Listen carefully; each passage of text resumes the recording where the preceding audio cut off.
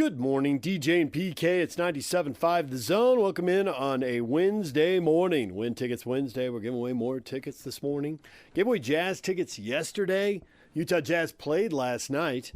The Jazz went to L.A., played the Lakers, and did not answer the bell in the first half. Dug quite the hole. At one point, they trailed by 25 points. Played better in the second half. Had a really good fourth quarter and made the final score respectable. They lost by 6, but they were never in danger of winning the game. And I know that's important for those of you who want to see the Jazz get a good draft pick. Dalton Connect, 9 3-pointers. The rookie lighting it up. For more on the game, let's get the recap from Jake on the Best of the Jazz postgame show. It's your Jazz recap here on DJ and PK 97.5, the KSL Sports Zone. Jake Scott with you. The Jazz fall last night to the Lakers in NBA Cup action, 124-118. The Jazz had a big fourth quarter to make this one somewhat close, outscoring the Lakers 43-27, but they couldn't overcome a 25-point lead, end up getting a loss. For the Jazz, they were led by Lauri Markkanen, who had 25 points and 8 boards. Colin Sexton with 19. Keontae George and John Collins both had 18 apiece. For the Lakers, Dalton Connect, a new career high, young career. Now he has a new career high, 37 points. He had 9 made threes, 9 of 12. LeBron and Anthony Davis with 26 apiece in the win. Let's now get to the postgame sound. Here's Jazz head coach Will Hardy.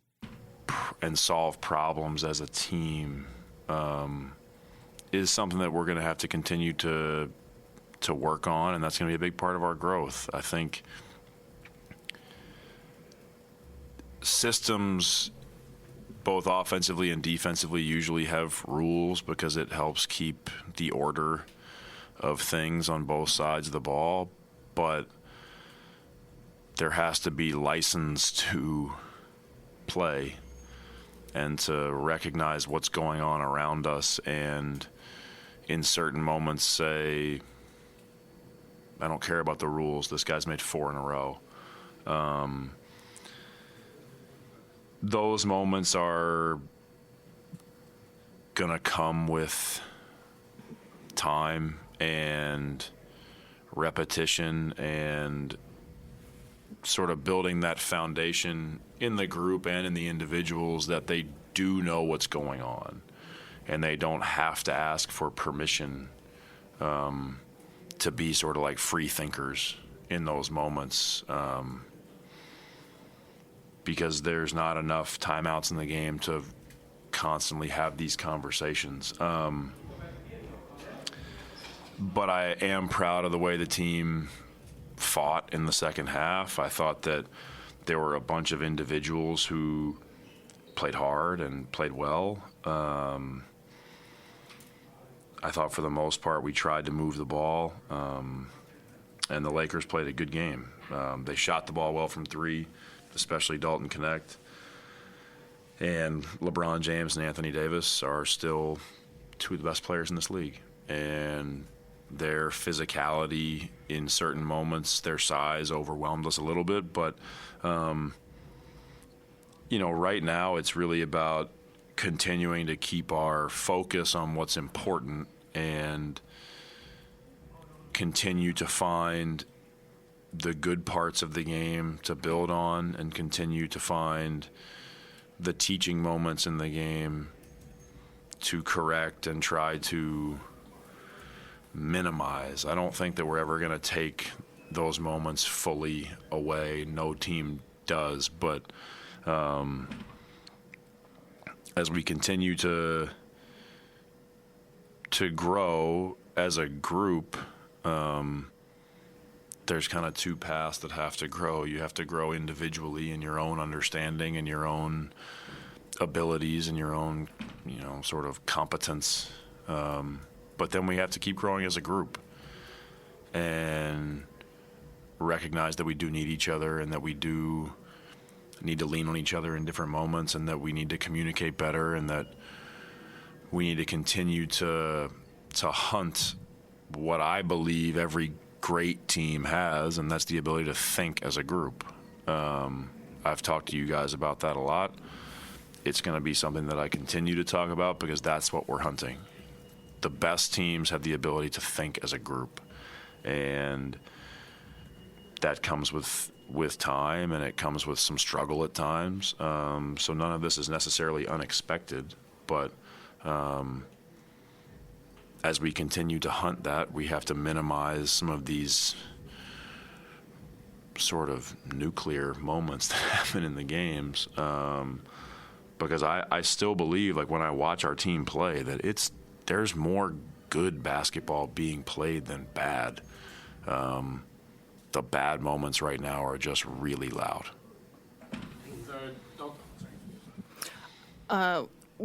Last season, you talked about that quite a few times too, like the idea that needing to recognize the moment and maybe go against scheme if it means just stopping someone, right? DiVincenzo, Keegan Murray, like those stick out as times last season the same thing happened. And so there are some times when I'm sure that it's like a guy gets going and hits 4 in a row, like you can't really stop him at that point, like even if you have a hand in his face. But what is maybe the carryover in those moments last season and tonight? Like, is it because there's youth and it just takes time, or yeah? Yeah, I think that's a big part of it. You know, we had a bunch of young players on the court when it was happening, and you know, that's where you have these moments of, I never want to be the coach and we never want to be the program that like yanks people after one mistake. That's not, I just don't think that that's an effective way to learn. And so there's moments where you're sort of rolling the dice of like, okay, like I want these guys to feel this moment and to have some recognition, and we're communicating in the game, and can we fix it on the fly? The rolling the dice part is that we might not fix it on the fly tonight. But that's where we're at. Like, that's what we're doing. And so I can take some of the blame for what happened, for sure. Like, this is never me. I never come in here and like point the finger at the players. Like, we do this as a group, but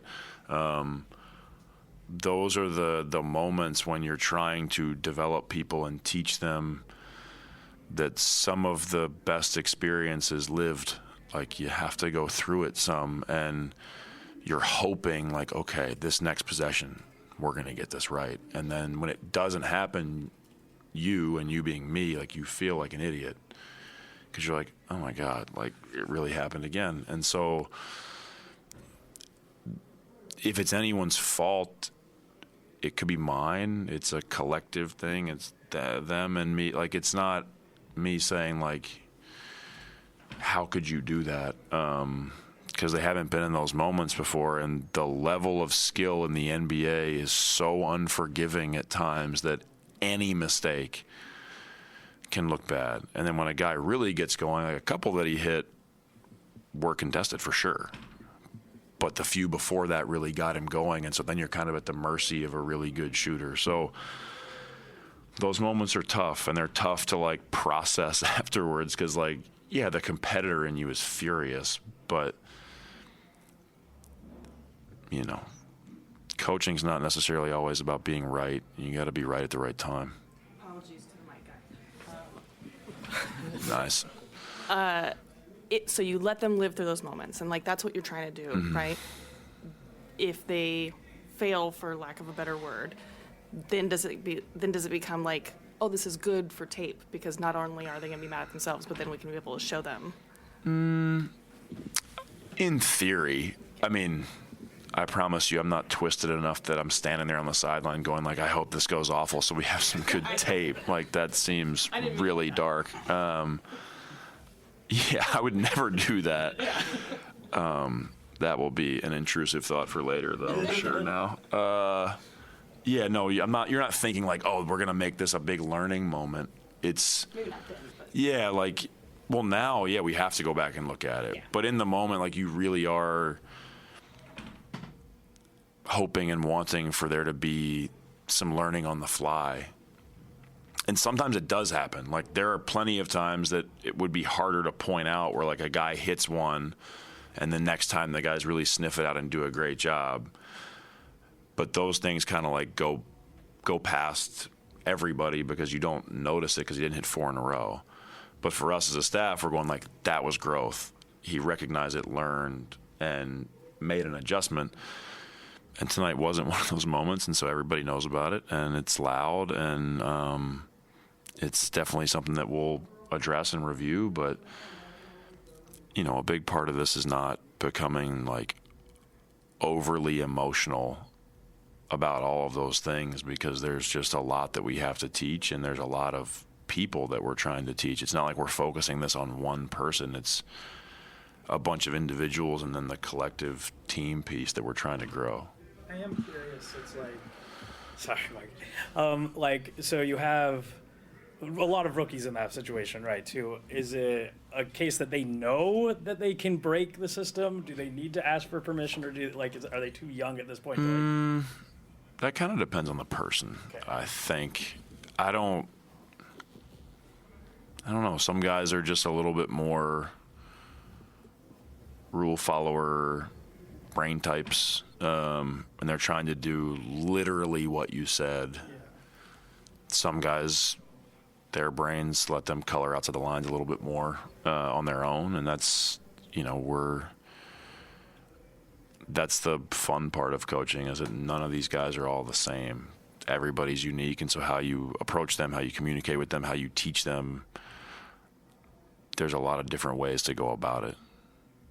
And the good teams you've coached, say San Antonio, let's say Dalton Connect, or I guess it'd be JT Redick then, or whoever, right? Like, hits 2 threes in a row. Mm-hmm. What are the mechanics of actually, like, that message getting out of, hey, we need to focus on this? Is it like Tim Duncan or Manu saying, hey, FYI, this just happened, we need to spread out and push up? Or is it Pop saying something on the sidelines? Like, how does that actually physically happen, that kind of communicating as a group you talked about? Yeah, I mean, in those moments, it's everybody. You know, that's when you really are thinking as a group. It's the guy makes his second one, and everybody kind of looks at each other, the coach included, and it's like, he's not getting the third one. That being said, even those teams weren't perfect. Like, I remember plenty of games where guys had massive games against us, got hot, and then they become really hard to contain, and that's kind of the fragile piece of this at this level, is that the skill level is so high that somebody sees a couple go in, and all of a sudden now they're making crazy ones, and it's hard in that moment. Like, I can't freak out about the 5th one that he hit, because, like, you actually did a really good job and you contested it and he just made a crazy shot. So I can't get mad about that one. Really, I'm upset about the 2 or 3 rhythm ones that he got before. So those moments are tricky, but it's everybody. It's not one person saying, hey, we need to make an adjustment. It's the players recognizing it, the coach recognizing it, and everybody kind of communicating that at once. Mentioned in the first half the urgency and stuff. You guys didn't come out how you wanted to. Do you think that's what affected the offense, kind of getting out of rhythm, it looked like, or just never really getting into a good rhythm? Yeah, we didn't generate force early in the clock at all in the first half, and that's where, when you play a team like the Lakers with their size and their physicality, like, if you're not really moving them quickly and generating force early in the clock, and they get to sort of sit back and just sit in the gaps, they're so big that it's hard to create an advantage, and then you're doing it with half the clock. I felt like in the second half we were way more intentional. The pace was way better, even on simple things like the quickness of ball reversals, how fast we're sprinting to screen. And all those things add up, because 24 seconds can go really quickly when you're playing against a good team, a good defensive team. So I just don't think we valued the first part of the clock well enough in the first half. And that's not always the opportunities to score. It's like, can we generate that first advantage and get them on their heels, reacting to us a little bit in the first part of the clock, and it gives you more time to then work that advantage and find a good shot. That's Jazz head coach Will Hardy as the Jazz fall to the Lakers 124-118. Up next for the Jazz, they take on the Spurs in San Antonio coming up tomorrow night. That game will tip off at 6 o'clock. Pre-game coverage begins at 5. There's the Best of the Jazz post-game show. When we come back, the Utes, Karene, Reid, the Cougars, Darius, Lassiter, they are next. Stay with us. DJ and PK, it's 97.5 The Zone. We're joined once again by Utah linebacker Karene Reid. Karene, good morning. Good morning, guys. How's it going? It's going well for us. Feels a little bit like Groundhog Day for you, I suppose. Have you ever been on a team that lost 6 in a row, or is this a new experience for you? Because I'm thinking it's a new experience. Yeah, no, this is definitely a new experience for me. Just uncharted territory for me and for a lot of these seniors on this team. I was at the game, and I really enjoy, you probably didn't, but I enjoy watching Shedeur Sanders play quarterback. I like my quarterbacks who try to extend plays and aren't looking to bolt the pocket and take off at the first sign of pressure. How was it from your perspective trying to chase him around, because it looked like it was a big-time challenge? Yeah, credit to him. He's a great quarterback. It almost reminded me of the old Pac-12 days, chasing quarterbacks around like that. But, he was scrambling not to look to run, but to look to extend the play and then throw the ball down the field. And so definitely tested us as far as our ability to rush and also how long we could cover. And so credit to him once again, and he did a great job. You know, the defense has had a lot of good games. I know it's not just about defensive stats, right? You got a whole team has to come together to win a game, but 49 points is far and away the most points that the Utes have given up this year. How much of that is the cumulative of the losing streak and getting behind the game and knowing how it was going to go? And how much of that is Colorado's got a really good offense and you haven't faced anybody with firepower like that? Yeah, I think that's hard to say. First of all, credit to them. They got a lot of strength, especially in their skill position, their wideouts, their quarterback. But I still believe that our defense plays as hard as we can till the end of the whistle, till the end of the season, at every single game. And so I think just credit to them and the combination of all of those things that you said. You need to win these next 2 ball games to get bowl eligible, obviously. How much would that mean? Oh, man, it would mean so much. I mean, you only get X amount of games in your career at Utah, and to be able to have one last game would be great. It mean a lot to me. So that's the goal. You got Iowa State at home. Have you watched Iowa State a lot this year? Are you starting brand? I mean, there's so many Big 12 games to watch. Even when you have a night game and you can watch games all day, you might not get to the Iowa State game for one reason or another. Have you watched them much? I haven't watched them too much. I think I've seen them on TV maybe towards the beginning of the season, but I'm very aware of their record and their ability to win games, and so I'm excited for the challenge and to start studying them. This is it for you. Your last home game, last game. You will walk out of that tunnel in Rice-Eccles Stadium. I'm guessing you can't believe it, because seniors tend to say that and everybody says that when you look back in the middle of it. It may seem like it's dragging, but when it's over and you look back, you think, wow, it really went fast. What do you think your emotions will be? Oh, I think I'm going to be very emotional. I guess I didn't really process that this would be my last home game. I've been thinking, 2 games left, maybe 3, but to hear you say that for sure strikes me hard, man. Well, I don't want to break it to you, so I'm sorry that I did that. No, it's all good. So as a leader, when you talk to the defense about what you have to do, because you can't do 49 points again and get bowl eligible, what do you say? What's the message to the other guys on defense when you're talking to them when it's just the players, just the guys? Just keeping it 100% real, attacking the problems, not the players. Just watching the film and calling it how it is. We got to look at our mistakes and work on fixing them, and nobody can get in their feelings or emotions, and we just don't have time for that. So just addressing the problems, focusing on them and fixing them and moving forward. Did you know during the week that Isaac's playing availability might be in doubt because he was sick? I did, yes. I know he was going up and down as far as his illness, so we were just ready to play regardless and hoping for the best for him. Have you ever been through as many game time quarterback decisions as you've been through this year? It seems like this is happening semi-regularly. Oh my gosh, yeah. Last year we definitely had a couple in the beginning until Cam announced that he was done. But this year for sure has been just a roller coaster, and it's definitely caused me to focus more on my assignment and our defense and what we can control. No excuses and all, but, when Cam was healthy the 2 years, you won the title. And then when he wasn't, and not just that he wasn't, but that he might play, he might not play, how much do you think it has an effect on the team? Yeah, I mean, I would be lying if I said it didn't affect the team, especially a player or leader of that caliber is just so valuable as far as the emotion of the team, the mindset of the team. And so, yeah, it's definitely been tough, but like you said, no excuses. This is the cards that we've been dealt, and we got to figure it out. I always ask players, and players always get asked about after a big win, a dramatic win, is the phone blowing up? And some of the responses are just hilarious. I mean, the answer is yes, but the way the yes gets delivered is hilarious.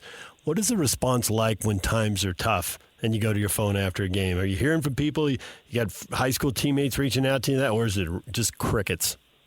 Man, that's when you find out who your real friends are, right? Your real friends and your real family are the ones that reach out when you lose. But it's easy to reach out to somebody when they win or playing great. And yeah, of course, your phone will blow up when things are going well. Now, you play this rugged game. You're a linebacker. You're tough. You're in there scratching, clawing, fighting, all that stuff. But I think, Karene, at heart, you're just a softy, romantic dude who plans a wedding proposal in the canyons, I think, above American Fork, and has it all set up where she's looking and then turns around, and there you are on one knee. Is this true? You got me, man. Yeah, that's a true story. And I don't like to bring that up when we're talking football, but since you did, yes, it is true. And what's the reaction? Putting stuff out on social media is pretty risky. I mean, PK's been reading some social media this morning to me in the breaks. That's a crazy place out there. Yeah, I know. I agree. You can't hide. On social media. But you let the cameras in your home, and I don't remember what the feed was, but I saw it. Your wife, I think she moved down from Oregon or something, moved in the ward. So she moves in. You scope her out right away and say, hey, I got to get next to that. How'd that work? Yeah, no, just exactly that. Like was said on the video, they moved in and got to know her, and the rest was history. The media team really set me up, making me look like a softie out there, and there's no going back now. So was there some competition? Did you use your strength and your physical prowess to maybe, metaphorically elbow some nerd geek dudes out of the way to make sure you were first in line? I did what I had to do. Let's just say that. I did what I had. Is that Reid's strength? Oh, man. All right, Karene. Well, we appreciate a few minutes. Good luck against Iowa State. Enjoy that last run out of the tunnel, and we will talk to you again next week. Thank you. Always appreciate you guys. Karene Reid visits with us every week here on The Zone. So does Darius Lassiter. Here's our conversation with the BYU wide receiver. Darius, good morning. Good morning. Darius, everybody in college football gets this feeling, except for Oregon, maybe Indiana, maybe Indiana and Army. We'll see. I have my doubts about them coming up. But what was it like walking off the field after this one? Mostly the emotional losing, you're running back plays that could have, should have, would have gone differently. What were you thinking? Yeah, just leaving the field after the game. Nobody, for obvious reason, nobody was happy, joyful, especially just something that we got it up until that point, being undefeated, that we worked hard on. We kind of just didn't play like we deserved to be undefeated at that time. So you kind of get the results that you got, but you can't really worry about that game too much. It's in the past. You just got to kind of, because we got a big one this week, not because this can help us clinch a spot into the conference game, but just because it's the only one that we have. So we got to kind of be able to turn the cheek from last week and be able to move forward. Now, you have to certainly move forward, as you say. Does it make it a little easier to move forward knowing that, the goals that you were trying to achieve, you lost a game, but you haven't lost any of them, and you're right down to the end, next to last game against the team that you're fighting with to be in that same position? I got to imagine that makes it a little easier to quickly put the other one behind you and turn your attention to the Devils.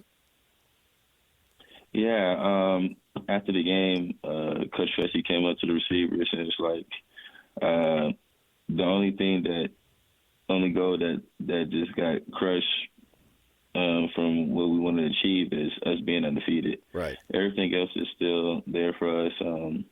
We still have the opportunity to go to the conference games. We still have the opportunity to go to playoffs and continue to make a postseason run. So we just got to remember who we are. They got us 9-0. They got us to that point to where we was been executing at a high level to where we were undefeated and get back to playing BYU football. Well, that means scoring points. The offense was pretty reliable at 34 points a game, but these last 2 weeks look more like the SMU game. What do you got to do to put more points on the board? I really just think it's executing, especially when we have the opportunity to make those plays. We just got to make them because a lot of times the defenses are good and they scheme, and anytime that you can kind of just get any free points that you can at the moment, you got to kind of take those. And I feel like we didn't take advantage of those opportunities last week that we had. Yeah, you didn't, and there's no question about that. But, I mean, because you didn't, the results speak for themselves. Mm-hmm. But you moved the ball. I mean, you got into the zone 4 times and didn't have those touchdowns. So do you feel like you were close and it's not like a big overhaul, it's just a little bit of a tweaking of things? Yeah, I mean, we got into the red zone 4 times and ended up getting no points and settling for field goals. So I feel like you take two of those drives and those with 7, and that's a whole different ball game.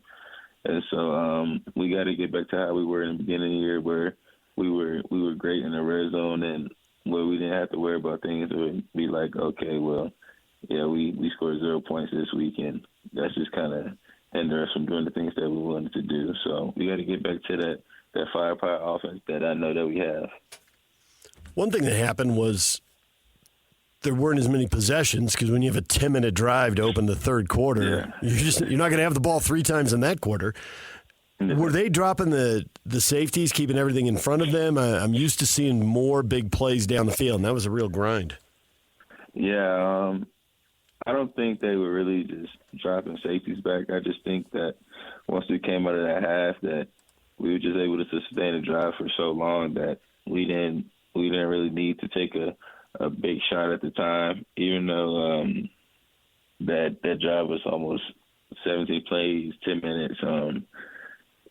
How close we got, we ended up getting real close and settling for a field goal. So long drives like that, we got to be able to finish.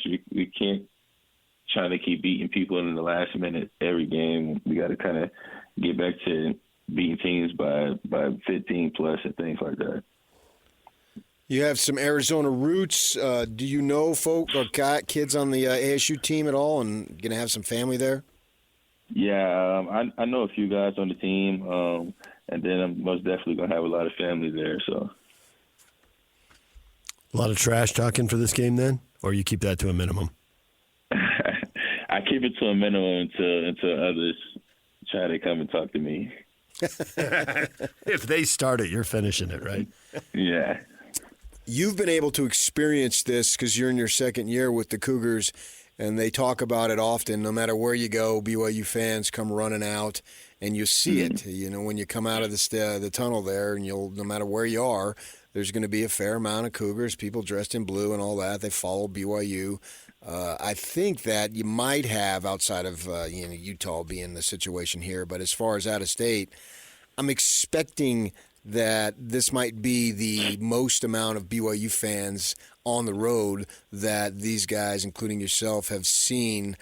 Does that fire you up at all in terms of getting you a little bit out of an emotional pitch to get ready to play? A little bit. Not too much. It's always great when we have the fans behind us, especially on the road, going to an environment like this. Two top 25 teams going at it. I'm sure that the game might be sold out. So I know that their friends are going to be juiced up, ready to go. And so hopefully ours can come in and bring the energy for us. But at the end of the day, we got to go out there and we got to execute because the crowd, they get energy off us making plays and executing. So if we want the crowd to get in the game, we got to go in there and handle the things that we know we can do. The Arizona State defense is coming off probably its best game of the year here, just giving up 14 points at Kansas State. They've been pretty good. They have had a couple weeks where they've given up 30, 31 points, and teams have been able to get to 30 on them, which has been a pretty important number for you guys. When you look at them, what really defines the ASU defense? Either what they do best or where the most opportunities will be for you guys?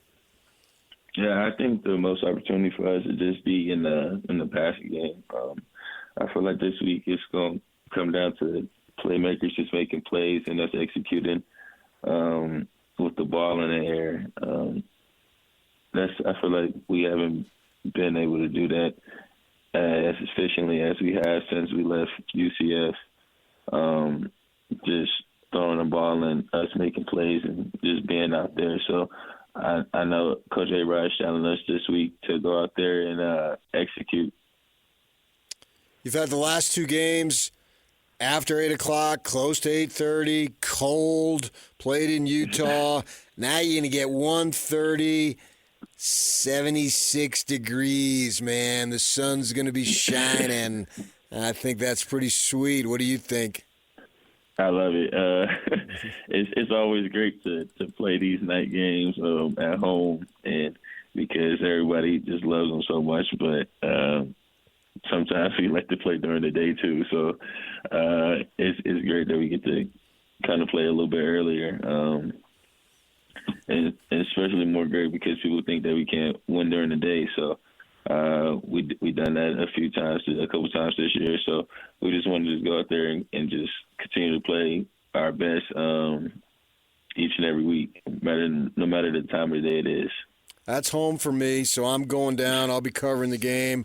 I'm going to get in a round of golf. You got any time for golf? No, I don't have any time for golf this week.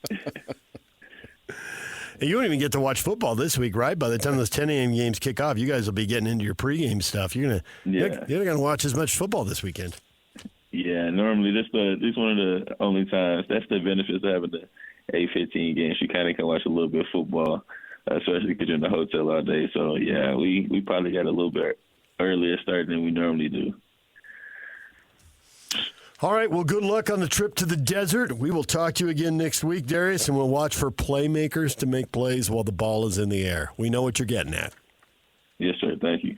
All right, Darius Lassiter, BYU wide receiver, joined us here on The Zone. When we come back, Frank Dolce joins us, DJ and PK. It's 97.5 The Zone, proudly presented by our title sponsor, Black Desert Resort, Utah's premier golf resort. DJ PK, and we are joined by Frank Dolce, former Utah quarterback. Frank, good morning. Yes, sir. Good morning. Good morning. Frank, are you ordering food while you're talking to us? That's a very Rick Majerus thing to do. Oh. I got a question off the bat food. for you. Who was better at El Camino, you or Todd Hans? Wait, is that a trick question? No.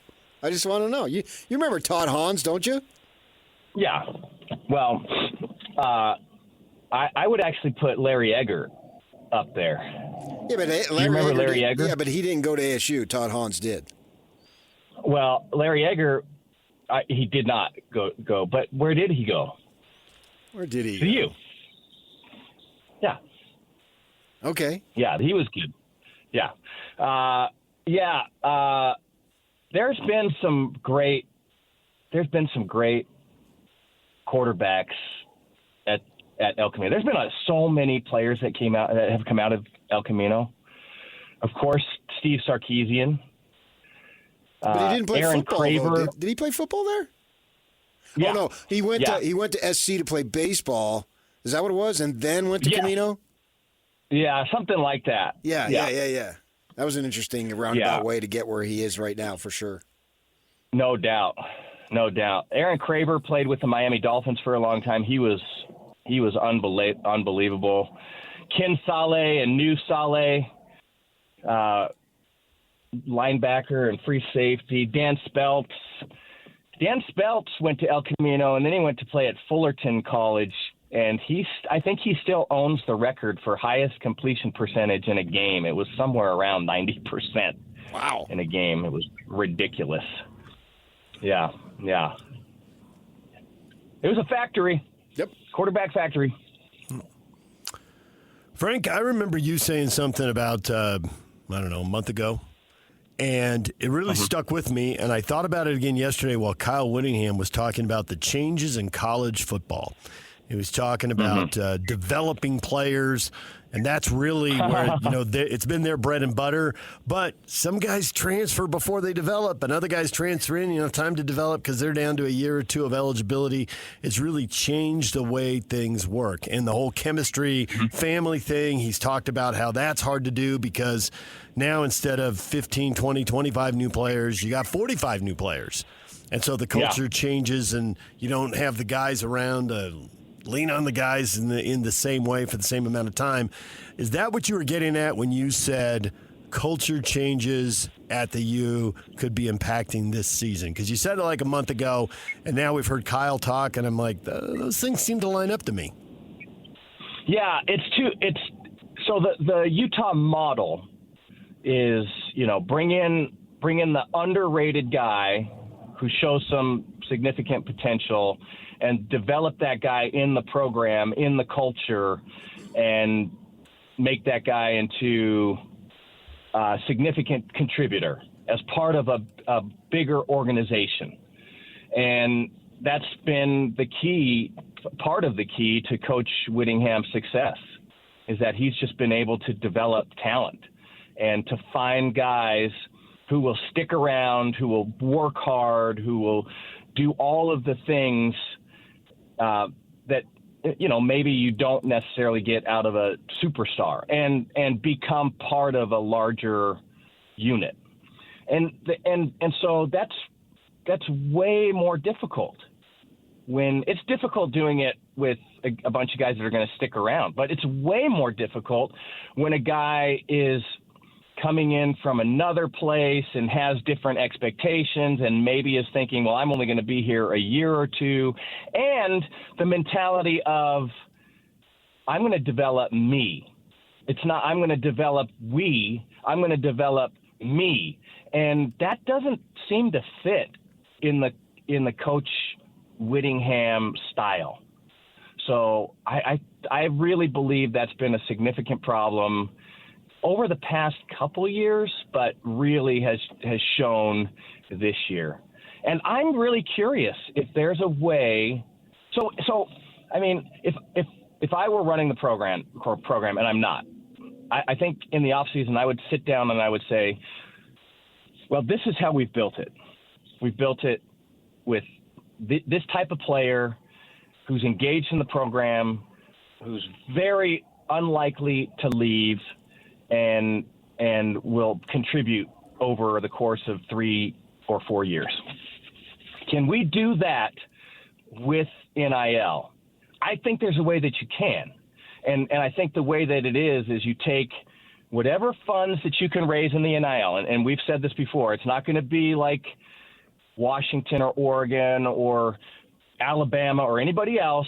They just don't have the resources like that. But we're going to take this, whatever pot we have, and we're going to distribute that appropriately across the team so that we encourage people to stay and to build a program. We're not necessarily going to go out and pay a star quarterback, and I'm only, that's going to sound like it's coming down on Cam Rising. It's not. I'm just using the quarterback as whatever. A star player, $1 million a year, whatever it is, to the detriment of the entire team. That's just not the culture of this program. So if we can figure out how to distribute funds across the team to encourage people to stay and progress and build and become contributors to this football team, that may be our best path to success. So I don't know. That's just a theory, but it seems to fit the Utah model better than we're going to try and go out and find a few star players, and then a bunch of other guys are going to get upset, and then they're going to transfer every year, and then we're going to have to be in the transfer portal and try and get guys in and out, and who knows how we develop culture under that scenario. Kyle was talking about the world in which everyone lives now with the transfer portal being so prominent, and it's coming up where kids can enter, so they want to know who especially the coordinators are, obviously, and so he feels like he needs to act fast on hiring a coordinator with the transfer portal coming up. What are you looking for in the new guy, whoever it might be?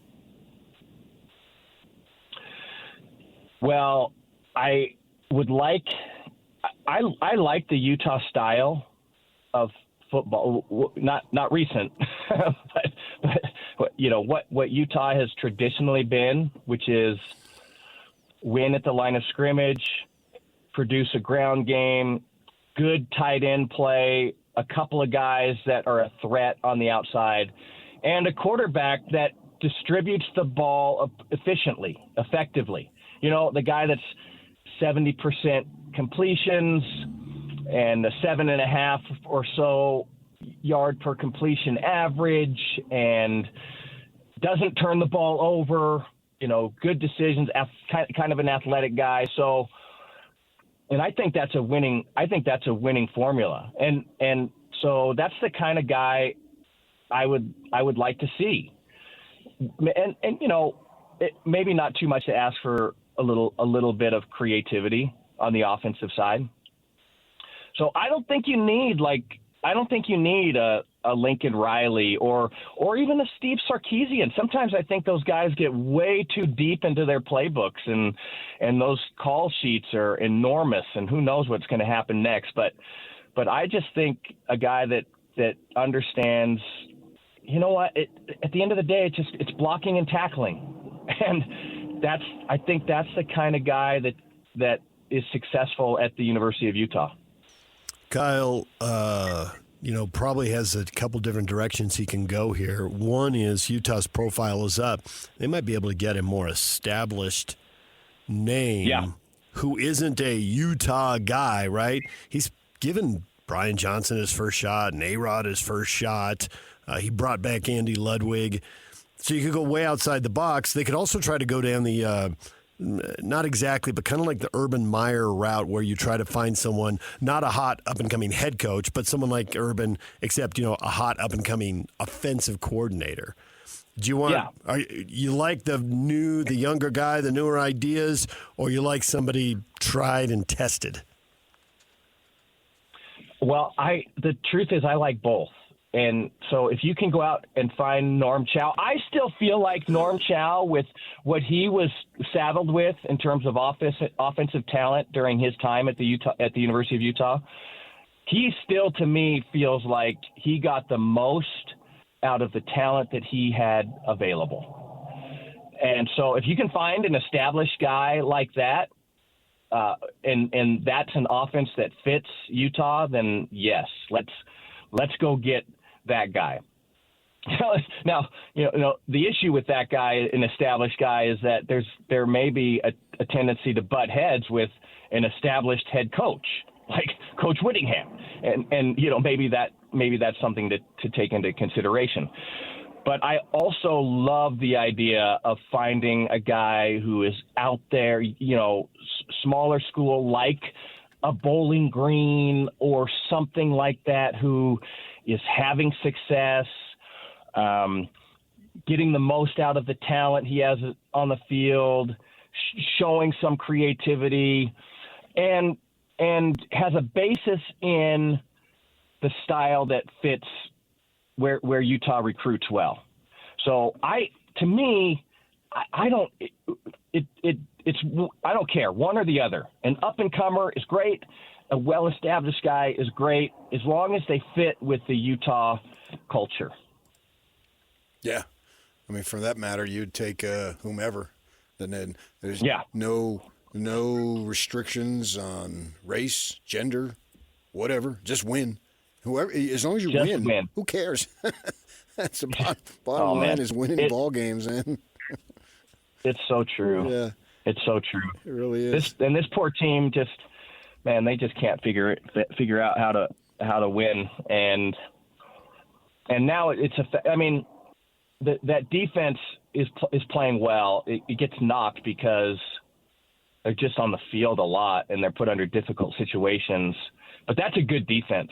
Like if that offense was a mid-tier performer in the Big 12, they'd be challenging for a shot at the title. Like just if they were a mid-tier performer on the offensive side. And so that's been difficult to watch. And it is. I mean, it's like winning is contagious and so is losing. And you know, they're in these last two games, I don't know what they're going to be able to accomplish, but man, it sure would be nice if they could figure out that taste of victory again and maybe get back on the right track. With that in mind, at least for a portion of the game the other day, we saw a little bit of momentum gathered by Isaac Wilson. It seemed like, all right, man, I don't want to say a light went on and all that stuff. I don't know about that. But just for a time, until he threw that pick, he looked good. And you got to have – my big thing this week is that little portion that you had there, I got to see you build on it. If I see you build on what you did during the middle portion of that game, particularly in the third quarter, then I'm going to be encouraged. He's shown signs, and that little segment there was encouraging. I think that the thing that he was dealing with, the health issue that he was dealing with, maybe a bit of flu or something. Yeah, it was real. I think that really affected him. He was very cautious in the beginning of the football game, and just held on to the ball too long many times. But then he caught a spark, and you could tell all of a sudden it was like, I'm hitting my step, I'm releasing the ball, I'm finding open guys. It felt much more comfortable. And if he can get to that point, then I think Utah really has a shot. They really have an opportunity. And they still have enough talent on that football team to win games, although, oh my heavens, it just keeps dwindling as people are just dropping it feels like they're dropping like flies. But there's still enough talent on the offensive side of the ball to win some games, especially if the quarterback position starts to find that rhythm. And that's, to me, all he needs to do is he needs to find that rhythm early in a game, complete a couple passes, maybe make a nice run, get a little help from his running game. It's not much. It doesn't take much for them to get back on track, but it just feels like they're a little lost at the moment. And any positive is kind of almost immediately negated by some bad play. My theories are too simple, so I'm going to defer to someone who dominated at El Camino. Todd Hans? Yes. Todd Hans. Get Todd on the line. Dan call Todd. Wait. Who are we talking to? Okay, here we go. So here's the deal. They're struggling in the red zone. I mean, it's just painful to watch when they get in the red zone. So I got two things they did last week that worked, which logically work, so give it another shot. Once you cross midfield, give Singer a chance to get downfield, because that guy will go get the ball in the air and make the quarterback look good. They haven't had a lot of receivers you could say that about, but you can definitely say that about him. Probably count him on one hand, right? But you can say that about him. And the other thing is, Loner. More Loner. Throw it up and let him go get it. Why haven't they thrown the ball to him in more than a month? I mean, that was so dismissive. Yesterday. I know, and for the first time in a month. And it was so dismissive. My wife, who never comments about the football and the highlights or whatever, and she goes, that was such a dismissive touchdown catch. Just grab that She ball. never comments, but she commented. Yeah, right, exactly. It was rare. It caught my eye. Well, never and rare are two different words. Stop. Let me talk to the guy from El Camino who understands. So, just saying go to this guy makes you pretty predictable, but at the same time, the struggles have been so real. Can they do those two things again? Well, I don't know if it's a question of can they. They have to do those things. Like Singer is so talented and so underutilized. It's maddening. You got a touchdown pass the other day. Come on. That's his first one. Which game are we? I mean, that guy should have 10 touchdowns. Yeah. He's a different level of talent. He's been a very bright spot in an offensive team that has been not bright. Carson Ryan, Loner, that's what I mean. Getting guys involved, engaged out of the backfield. Mekhi Bernard's terrific receiver out of the backfield. You can pressure a defense. You can make a defense think about who they have to guard because just those four guys, that pressures a defense. So I'm with you. And I mean, I lean on, well, is the play calling there? Maybe that's a question mark. Is the play calling right? I think you can't take that out of the equation. I think that's certainly part of it. But then, you just have to look at the quarterback position, and it's just noticeable. There's a lack of confidence in making a decision. When you hit your steps and you start to get rid of the ball and then you hold on to it, that's contributing to the problem as well. And the other thing is then you start saying, well, the offensive line isn't doing their job. I don't know if that's exactly true. I mean, there were times when Wilson was pressured, but there was plenty of time when he had time.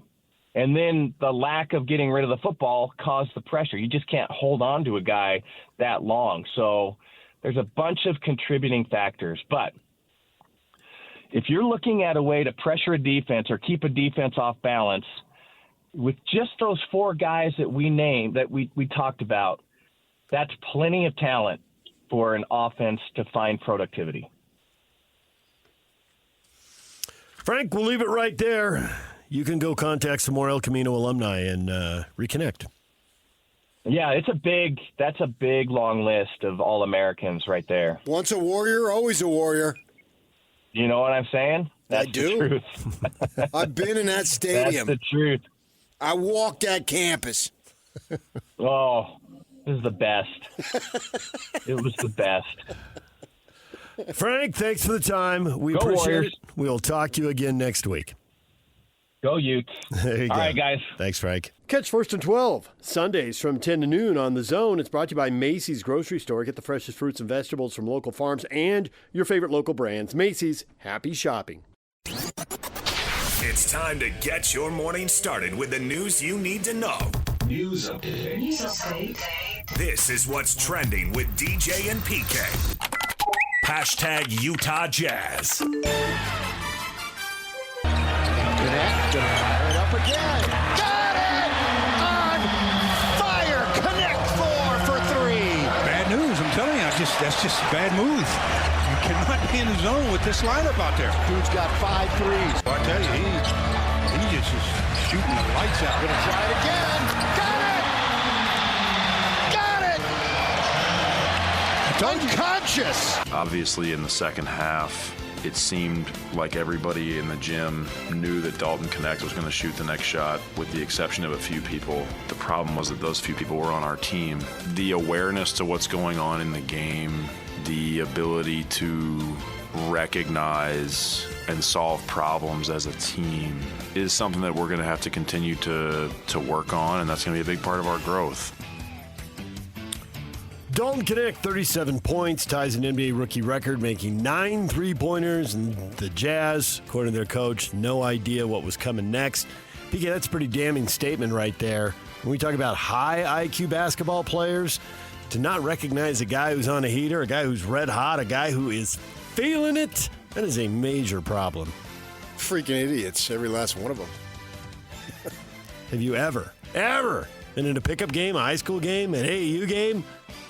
Oh, I've been in the zone many times. Where a guy was in the zone, you got to go get him. Well, they didn't. So they got beat. Yeah, 124-118 sounds close, but they were down by as many as 25. They made it closer in the fourth quarter. Yeah, that's good because I was asleep. He may never have a better shooting night. This is his first year, obviously. But 37 ends up being his career high. Never makes 9 threes. He may, who knows, he may get more points than that. But that's a lot of points, obviously. It's a lot of points, and it's a lot of threes. And, 9 of 12. Wow, man, he had it going on. I mean, but Hardy, that's a nice slam, but they fouled him on a 3. So you had shooter recognition then. Yeah, got close enough to foul him, which... Try not to foul the old jump shooter, but hey. Well, it all adds up to loss number 11. On to San Antonio now. I'm surprised Flipper only got 3 FGAs. I want to see more out of Flipper. I don't know if Flipper should be the nickname. That's what they call him, right? Flipper. Yeah. And decent, active with 6 boards and all, but... 3 shots in 25 minutes doesn't seem like very many. No. Only 2 free throws, if you're wondering. Collier getting out there, 4 assists, but 4 turnovers. That's a bad ratio.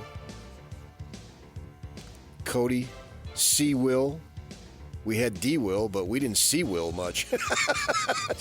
8 minutes, see Will much.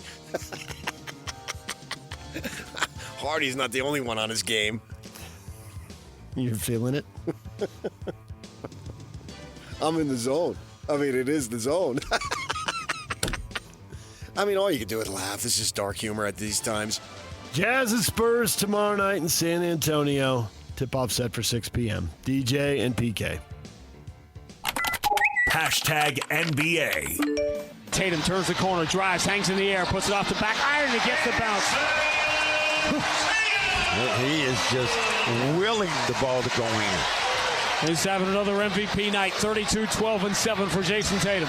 The Cavs suffered their first defeat of the season, falling to the Celtics here at TD Garden, 120 to 117. Rebound down to Aldama. Bucket here, you call timeout. Christian steals the pass. Down the lane he goes and throws that thing home with 2 hands. Loose ball picked up by the Spurs. Castle's got it. Castle is with Bassie. Alley-oop, and he slams it down. Castle with the assist. Bassie with the bucket. Highlights from a night of NBA action. You heard the Cleveland Cavaliers. After 15 straight wins, they lose for the first time this season, beaten by the Celtics 120 to 117. Donovan Mitchell led the way with 35 points. He's only 3 of 11 from 3. That wasn't great. Darius Garland was 0 of 6 from 3 and 3 of 21 from the floor. If I told you Darius Garland was 3 of 21 from the floor, you would have told me Cleveland lost.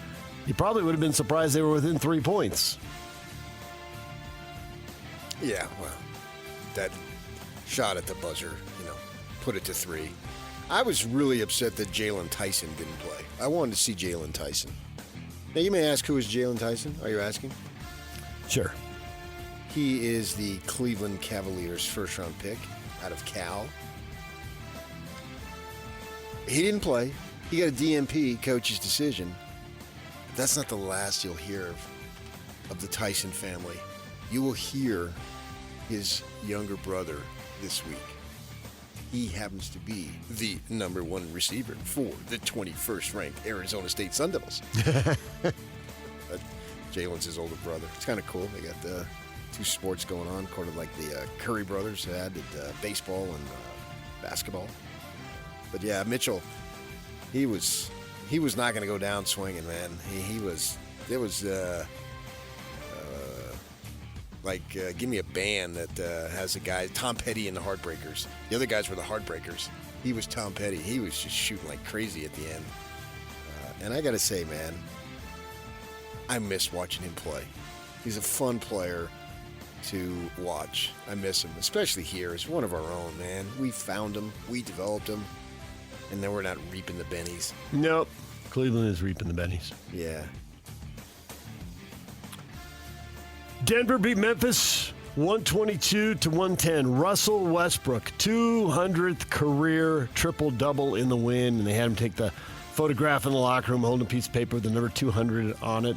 Little homage to Wilt scoring 100 in a game. Was it in black and white? Yeah, I think it was, actually. Yoki didn't play, I don't think.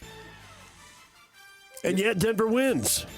You didn't know Yoki didn't play. Well, he'd been out. I didn't know if he was back. All I got to do is look at the box score. Yeah, I had not. That or if I takes did, care I of don't that. remember. I could tell. You Jamal were stunned. Murray, 27-6 to lead the way. Oh, yeah, Jamal Murray. I mean, taking advantage of Yoki being gone. Well, Russell Westbrook, too. How much would he have Russell had? Westbrook. How much would he have had the ball if the Joker was there? Well, he only took 12 FGAs. Right, but all those assists had the ball in his hands. All of them. Every last one of them. And Aaron Gordon's out, too. He's out for a while. He's hurt. No Big Vic, no problem. Holmgren and Wembayama both out as the Spurs and Thunder play, and the Spurs win 110-104. Bad enough you're without one Stork. We were without two Storks. There it is. They were Storkless. Phoenix Suns owner Matt Ishbia told ESPN that he expects to sign Kevin Durant to a contract extension, wants the 14-time All-Star to retire as a Sun. He could get 2 years, $120 million. I'd take it. Right? I think yes is the appropriate answer. 76ers had a team meeting Monday night, and Tyrese Maxey reportedly challenged Joel Embiid for being on time to team activities. Call him out for being late for everything and how it impacts the locker room from other players to the staff. All of this is a footnote if you're winning, but they aren't winning. They aren't anywhere close to winning. They are 2-11 and tied for the worst record in the NBA. Is that a footnote or a reason? It would be a footnote if they were winning. But I think can it's you a major win if story. your best player doesn't show up on time? That's the point. Can you win if your best player is casual and doesn't really show in the attitude that he cares that much? Isn't all in? So I think they go together. So I don't think it is a footnote. I think it's the story. Well, it's definitely the story when you're 2-11. There's no doubt about that. DJ and PK. Hashtag college basketball. The battle of 4-0 teams, and Southern Utah comes up short. They lose for the first time this year to Loyola Chicago. 76-72. Loyola Chicago improves to a perfect 5-0. You're leaning on your elbow like you have something to say there. I got Zippo. Oh, you got something to say? All right. Thought you were getting ready to. What do I care? Thought you were getting ready to share. DJ and PK. No, I would think the bigger college basketball is Lynne Roberts leaving during the season. Lynne Roberts is off to the WNBA. Have you ever heard of that? A coach the LA Sparks. 2 weeks into the season? No. A week after your big recruiting class where you just got a 5-star gal from Texas and blah, blah, blah, and then you're gone? Nope. I've never heard of that. Jeez.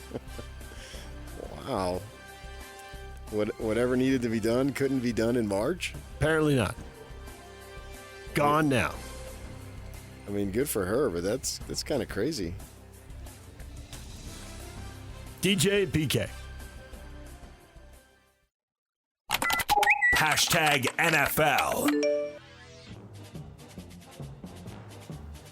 New York Jets fired general manager Joe Douglas. They've already fired the coach, so complete reset for owner Woody Johnson. He's reportedly been involved with team decisions for a while, neutering Douglas' role as general manager, and apparently asking the coaches after the loss to the Broncos if they'd consider benching Aaron Rodgers in favor of Tyrod Taylor. He felt Rodgers was underperforming. The coaches talked him out of it. If I'm the water boy, I'm nervous. They're cleaning house. The Jets just end the season. Jets just end the season. That comes from my cousin, who's a Jets fan back in Jersey. They're all talking about that. That's their line. Grew up in West Orange, but now moved down to Toms River, which, as you know, is right by down the shore. I didn't know where it was. I just know they've won a lot of. Toms River's been in the Little League World Series, so I've heard of that town. Sent multiple teams there. Todd Frazier. The NFL has no issue with its players incorporating the Trump dance into their on-field celebrations. 49er defensive end Nick Bosa and Raiders tight end Brock Bowers, among others, have used the dance in celebrations. Players are not allowed to wear the printed hats or clothing to promote political opinions, and Bosa was fined $11,000 for wearing a Make America Great Again hat on the field after a game. Now, is that to a specific song or is it to anything? It's to anything as far as I'm aware. Anything? I thought it was to YMCA. That's what I'd seen. But maybe it is to anything. I don't know. I haven't tracked it enough. Well, Bosa, when he did it in game, there was no music, I don't think. Right. Yeah. Well, I think they should fine him for just doing anything to YMCA. DJ PK. Hashtag college football. You gonna talk about me going somewhere with my AD in here? Yeah, they mentioned us with a lot of other stuff before we start winning too, didn't they? Did that? That wasn't fair, was it? Like, I'm happy where I am, man. I'm good. I got a kickstand down. You know what a kickstand is? A lot of people don't in there and done a lot of age don't know what a kickstand is. That means I'm resting. I'm good. I'm happy. I'm excited. I'm enthusiastic about where I am. I love it here. I truly do. Next question. Do you know what a kickstand A is? kickstand is not out of style. Bikes still have kickstands, don't they? Kids still ride bikes? Well, e-bikes have them. Oh, there you go. I got an e-bike. That's a kickstand. But I've not done the e-bike thing. They're fun. I've done it plenty of times. Did it last summer, rented one in Jackson, Wyoming, and rode into the park there, the national park. That was awesome. St. George has got trails all over the place. You can ride them in Snow Canyon. They're a lot of fun. But I love Dion. It's daily. There's got to be something. Can't just be a regular humdrum. You ask a question, I give an answer. There's got to be something. Something awkward in the press conference. Let's have a moment. It felt like there was about a month where nothing was happening. Early in the season, it seemed nonstop. I hope he stays at the college level because he's good for the college game. So much speculation about him to the NFL. He would be not just another coach, but essentially a coach. Coaches don't get that much run. In the NFL. Right.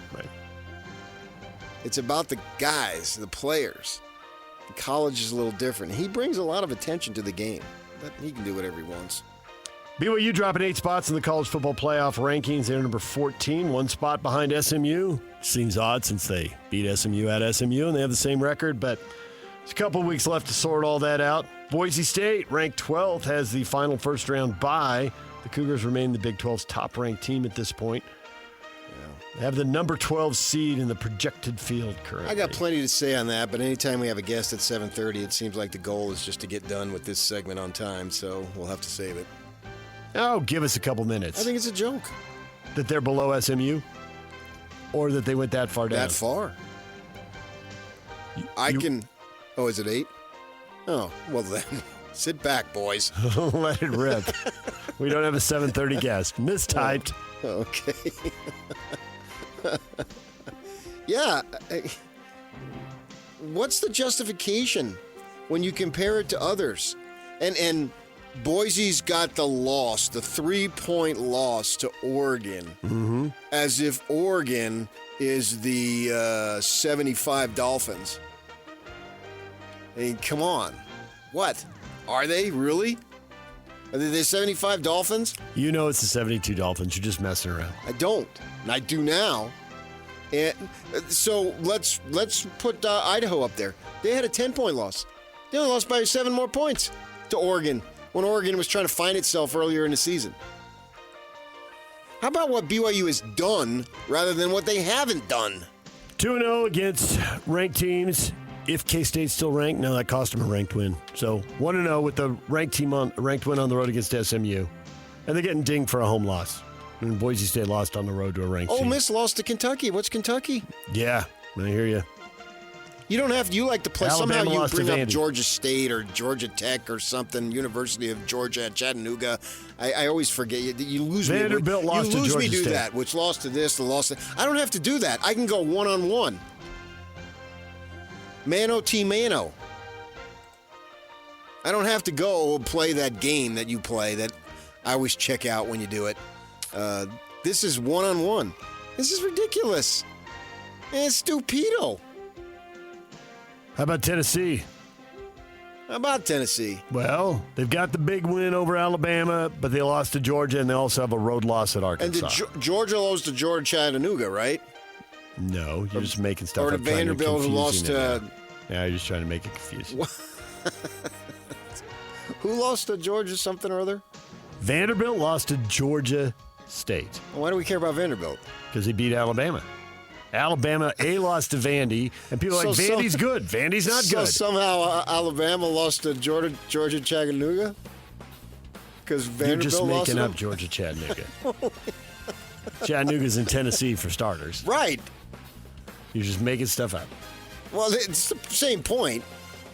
I mean, this is direct here. I don't understand it. Dropping 8 spots. Miami?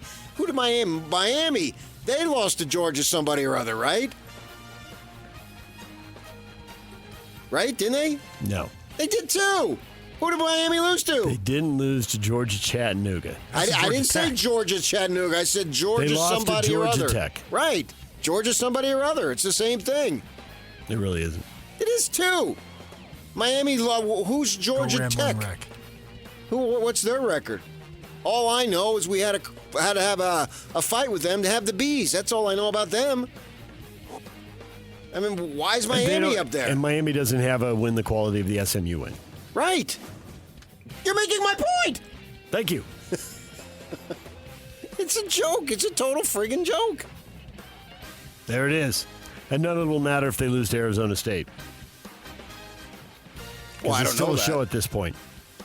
They could still get into the conference final by losing this week. This is not literally you're down 3-2. They could, but then they wouldn't be getting in because of the rankings. They'd be getting in because they That's all that matters. win the Big 12 title. Right. Well, that's you know they drop again with a second I can loss. argue whether they win or lose. They might. You think they could still, even with 2 losses, have a better resume? No. If they beat ASU and then beat Houston and then lose in the to college. final, Right. they could be out. Yes, they could. And that's a joke. Not only could, probably would be. With one, yeah. With one loss. In the regular season, obviously they would be they consider that the postseason, don't they? So you roll out, and so you lose. Suppose Colorado continues to just storm ahead and doesn't lose, which is conceivable, right? And because they should beat Oklahoma State this week, Kansas next week, Kansas this week. And so it's a tight game. And either way, whichever team gets in there that only has one conference loss right now, I guess Colorado would have 3, so maybe you could argue that a little bit more. But in terms of conference, they'd only have 1, and they'd be extremely hot. Just doesn't seem like there's any benefit of the doubt whatsoever, and it bugs me. There's no benefit of the doubt for the Big 12. They're looking for reasons. And that's a joke. I think Nick Saban's saying the team's been, BYU's been lucky. And when he picked against them, he said they've been lucky. They won a bunch of close games, and it's going to stop against Kansas. And then it did. And I think that attitude carries a lot of weight. DJ and PK. A little St. Nick. Hashtag Major League Baseball. Pat Murphy and Stephen Vaught. Did I just say his name right? Stephen Vaught, Cleveland. Vogue. Cleveland Guardians skipper, Milwaukee Brewers manager. They are the National League and American League managers of the year after winning their respective division titles. The awards continuing to be handed out in Major League Baseball.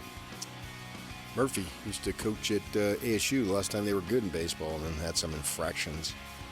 He got that job because Craig Counsell went over to the Cubs, and Murphy was the Notre Dame coach who recruited Counsell when Counsell played college ball at Notre Dame.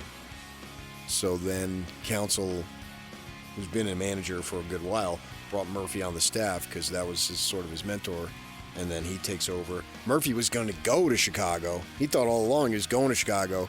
And then they said, well, why don't you think about staying? Okay.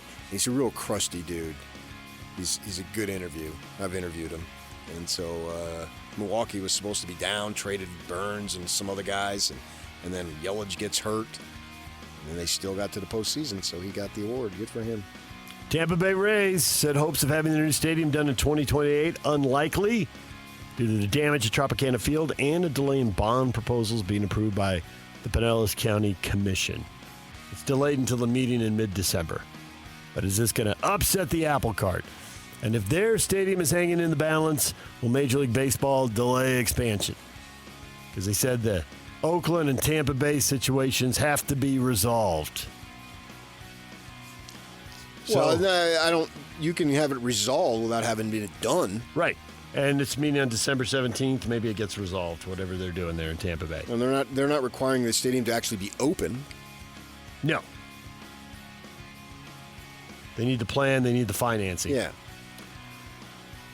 That is what is trending. There are your headlines brought to you by Shamrock Plumbing. There's no job too big or too small. Get the personal touch with Shamrock Plumbing.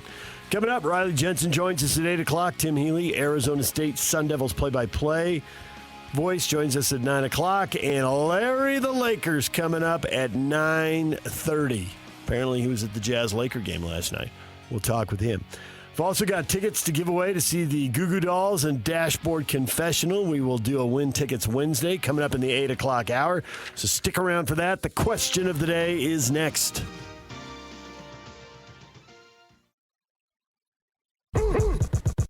Ladies and gentlemen, may I present? This is JJ and Alex. The only place I like to drink ginger ale is on an airplane. Other than that, isn't that the truth? Give me the ginger ale. For some reason on a plane, it's like, ooh, ginger ale sounds great right now. Give me a ginger ale. Also, when you come back through, could you give me the Bloody Mary mix? Not a Bloody Mary. Give me the mix. What do you do with the mix? You just drink it because it's basically like spicy V8. Oh. I want to talk to a stranger with bad breath on the plane. I don't have time to dive into why you like spicy V8. I'm telling you, because it's something's wrong with you. Low in sodium. Catch JJ and Alex afternoons from 3 to 6. Presented by G2G Bars on 97.5, the KSL Sports Zone. Hot Takes Your Toast brought to you by Siegfried and Jensen with 30 years of serving Utah. Question of the morning, BYU dropping all the way down to 14th in the college football playoff rankings. What do you think, Cougars? I'm sick to my stomach. John says, huge BYU fan, but they can't expect anything different. They played crappy on offense for 3 weeks in a row. Go win out and quit worrying about the rest of this crap. Then leave it on the field as Big 12 chance and make noise in the playoffs. If they don't, they didn't deserve it. Yeah, well, that's not really the point. You're just focusing on singular. It's not singular. In order for it to be an injustice or a mistreatment, you have to compare it to others. And what have others done to deserve their higher ranking? It's not a singular focus thing here. SMU's gone 9-1, just like BYU, and BYU beat SMU, and SMU's ranked higher. It makes no sense. Yeah, as I'm looking at it now, SMU's strength of schedule is 86th. BYU's is 53rd. So why? Oh, why? Boise's is 76th. And we're going on a game Boise lost. Yes, they're getting credit for the 3-point loss in Oregon. And Idaho lost by 10. They did. Yes. Them's just facts. That's true. So why don't we look at that? You can't just look at one thing and say, aha, there it is. That's the key. That's the answer to all of our questions. And yet they have. But you can't do that. Idaho lost by 10.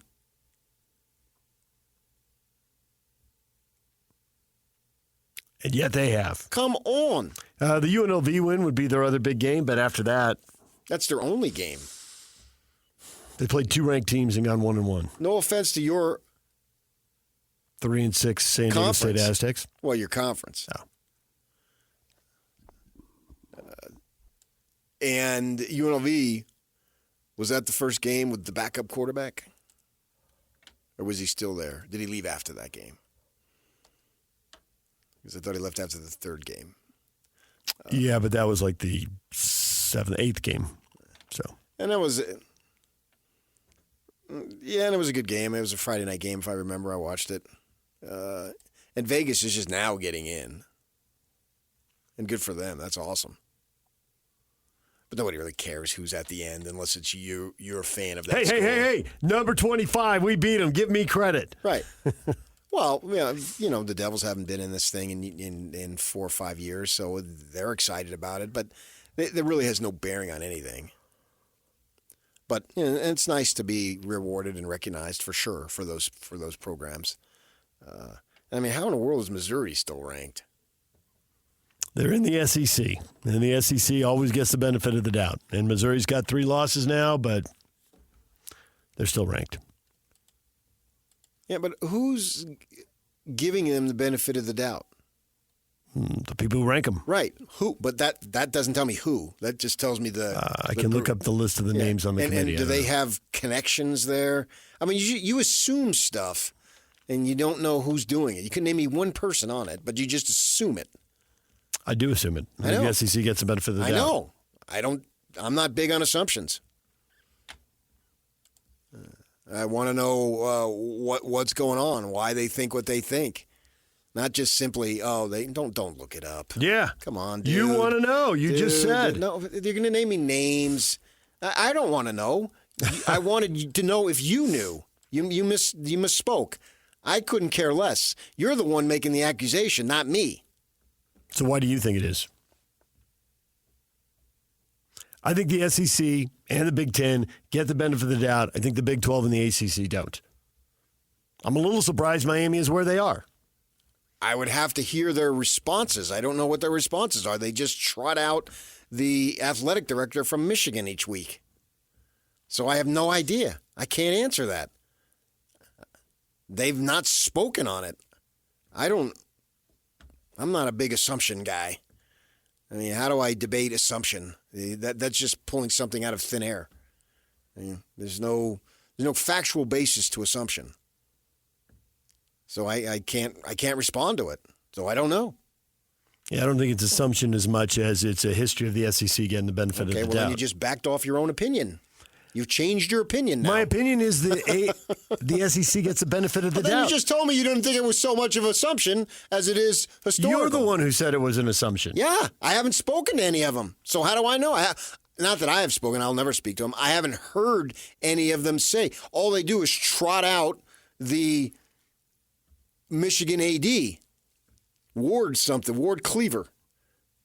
Yeah, they trot out Ward Cleaver each week, so I don't know. Famous wards. Ready? Go.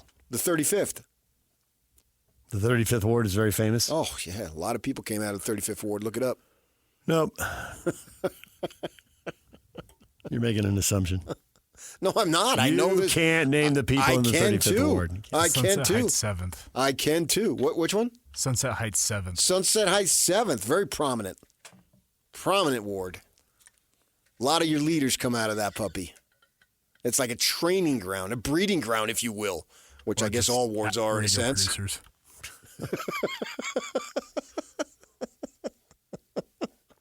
Free association started a little early this morning.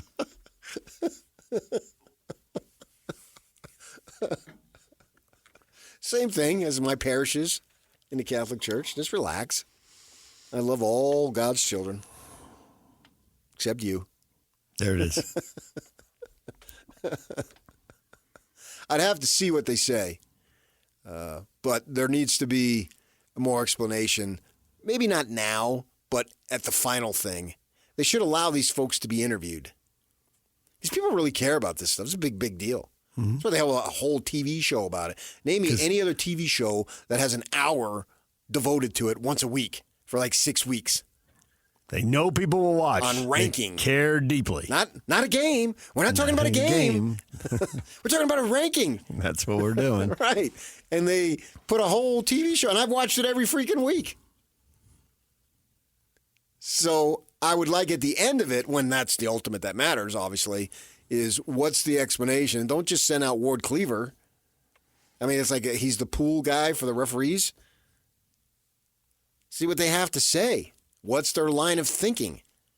And then at that point, I'd be able to have a more educated guess as to what they're thinking based on what they say, but they're cordoned off. No reason to deal with the legacy media. Or any other media for that matter.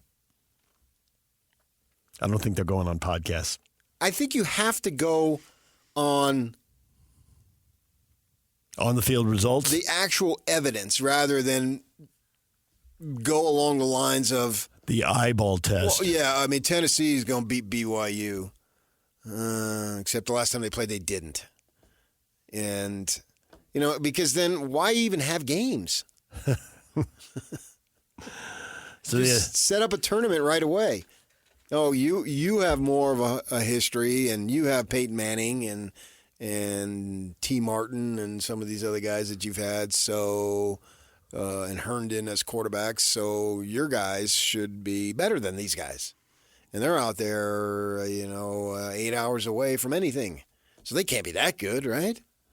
And then let's just go along those lines. Go along, it's a TV show, and who brings in the most ratings? And then we'll just do that. Do that then.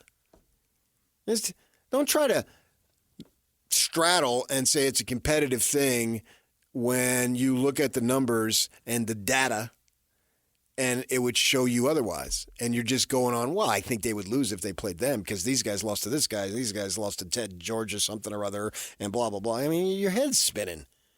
You like that contest they do with the bat, and the guys, after they run around it 10 times, they fall down. Everybody laughs. That's sort of what it is like when I look at these things. It doesn't make sense to me. And if you're going to do that, and you say, well, we're going to set it up so we can get the biggest ratings, and therefore we can get the most money. And you don't like it? Tough. All right. We're going to set it up so we can get the most SEC teams in and keep the most money. I mean, there's already been a report out in this next. But why would they do that, though? Because in 2 years, the SEC wants to be guaranteed 4 playoff berths. Well, in the rules. 4 automatic berths for us. Yeah, but the committee, you're acting like the committee works for the SEC. Mm-hmm. Are they getting money from the SEC? That's what I'm saying. I think they're getting intimidated and bullied. By bullied? That's a strong accusation. Okay. What evidence do you have that they're getting bullied? They get mocked. They read what's out there about them. They hear what's said about them. Oh, that's life, man. It is. Then get off social media, and then you don't hear. And then stop watching the pregame shows. And then you live in a cocoon, and Wilford Brimley can come over and bring you into the water. The first college football rankings came out, and they were basically the AP media poll. I think they flipped like 2 teams. They're basically the same thing. This is not that unusual. Because I don't think that the AP people have, I gotta go with the SEC. In fact, my experience is, because I used to do that, is that bleep them. And you would vote for the teams in your region and pump them up because you figured there was bias in other regions. Yeah. And we've talked about it. If you're dealing from, I don't know that old school print journalists exist anymore. Agreed. But if they did, you're naturally skeptical. Mm-hmm. You naturally go against the tide. There's still contrarians out there. That's what you were trained in the business, to not trust and believe anybody. Anything. And so you looked for ways to screw the man. When I was in the business, that's the way it was. I'm not there day to day anymore. So I just can't buy that there's this big bias from somebody in Washington has to vote for Vanderbilt until they lost to Georgia something or other. I don't buy that. So I don't know why they have to be given stuff unless they're on the payroll. So they can get more. The SEC can get more money and more teams. But what does Joe Blow voter get, or Mary Jones committee woman? What does she get to that? Are they going to worry about, somebody said something bad about me? I mean, come on. If you're in the public eye, that's just, you get that all the time. And TV people shrivel if anybody says anything bad about them because it's all about popularity. But the rest of us in the media, shrug it off, man. Who cares? DJ PK, it's 97.5, The Zone. Riley Jensen's here at the top of the hour. What kind of a shot does BYU have against Arizona State? A great one? A good one? An average one? Toss-up game? They're in trouble? We'll find out what Riley thinks. Coming up at the top of the hour. Stay with us. This is Jake Scott and Ben Anderson. There's problem solvers. I'm not one of them. I'm a problem creator. Well, yeah. Yeah, right. I call it challenging groupthink, but really I'm an instigator. See, I'm more of a problem pointer-outer. Doing it wrong. Exactly. Which I'd probably rather be than a problem creator. Sure, it's better. But easier than problem solving. Neither help. No, nothing. Neither fix anything. No. I mean, my living is to pop on the microphone and say, hey, that team really stunk out there. Well, how did they make it better? I don't know. Not my problem. Don't you get paid to figure that out? Boy, that team stinks. Why do they stink? Well, I could give you a number of different reasons. How do you fix it? Yeah, it doesn't matter. It's your problem. Not up to me. I missed the part where that's my problem. Well, I love this job. Hear Jake Scott and Ben Anderson every day from 10 to noon on 97.5 The KSL Sports Zone. I'll evaluate after the season. I believe, those type of decisions and that type of mulling over and thinking about things of that nature are after the season. When you're in season, you're in a completely different mode. You don't have a lot of perspective in season. And so those type of decisions are made after the season ends when you have a little bit of time to decompress, weigh things out, and decide ultimately what's best. The band of the day today is the Beastie Boys. Founding member Mike D celebrates his 59th birthday. It's brought to you by Live Nation. For all the live concerts and events in 2024, check out livenation.com. Just heard the Ute update. Kyle Whittingham asked about his future. Nobody used the word retirement in that part of the clip there, but it's clear what they're referring to. He'll decide after the season. He's in game mode. There's a game Saturday. I can't argue that. There's a game Saturday. Do you believe this means he's done in 2 weeks, or in a year and 2 weeks, or in 2 years and 2 weeks? Don't read into it. Don't go 3 years and 2 weeks. Because I would assume that the regular season is it in next year and the year after, and they may be very good next year. I think it's possible. I don't think he's made any secret about that. I think that yesterday's comment was less telling than what we talked about yesterday.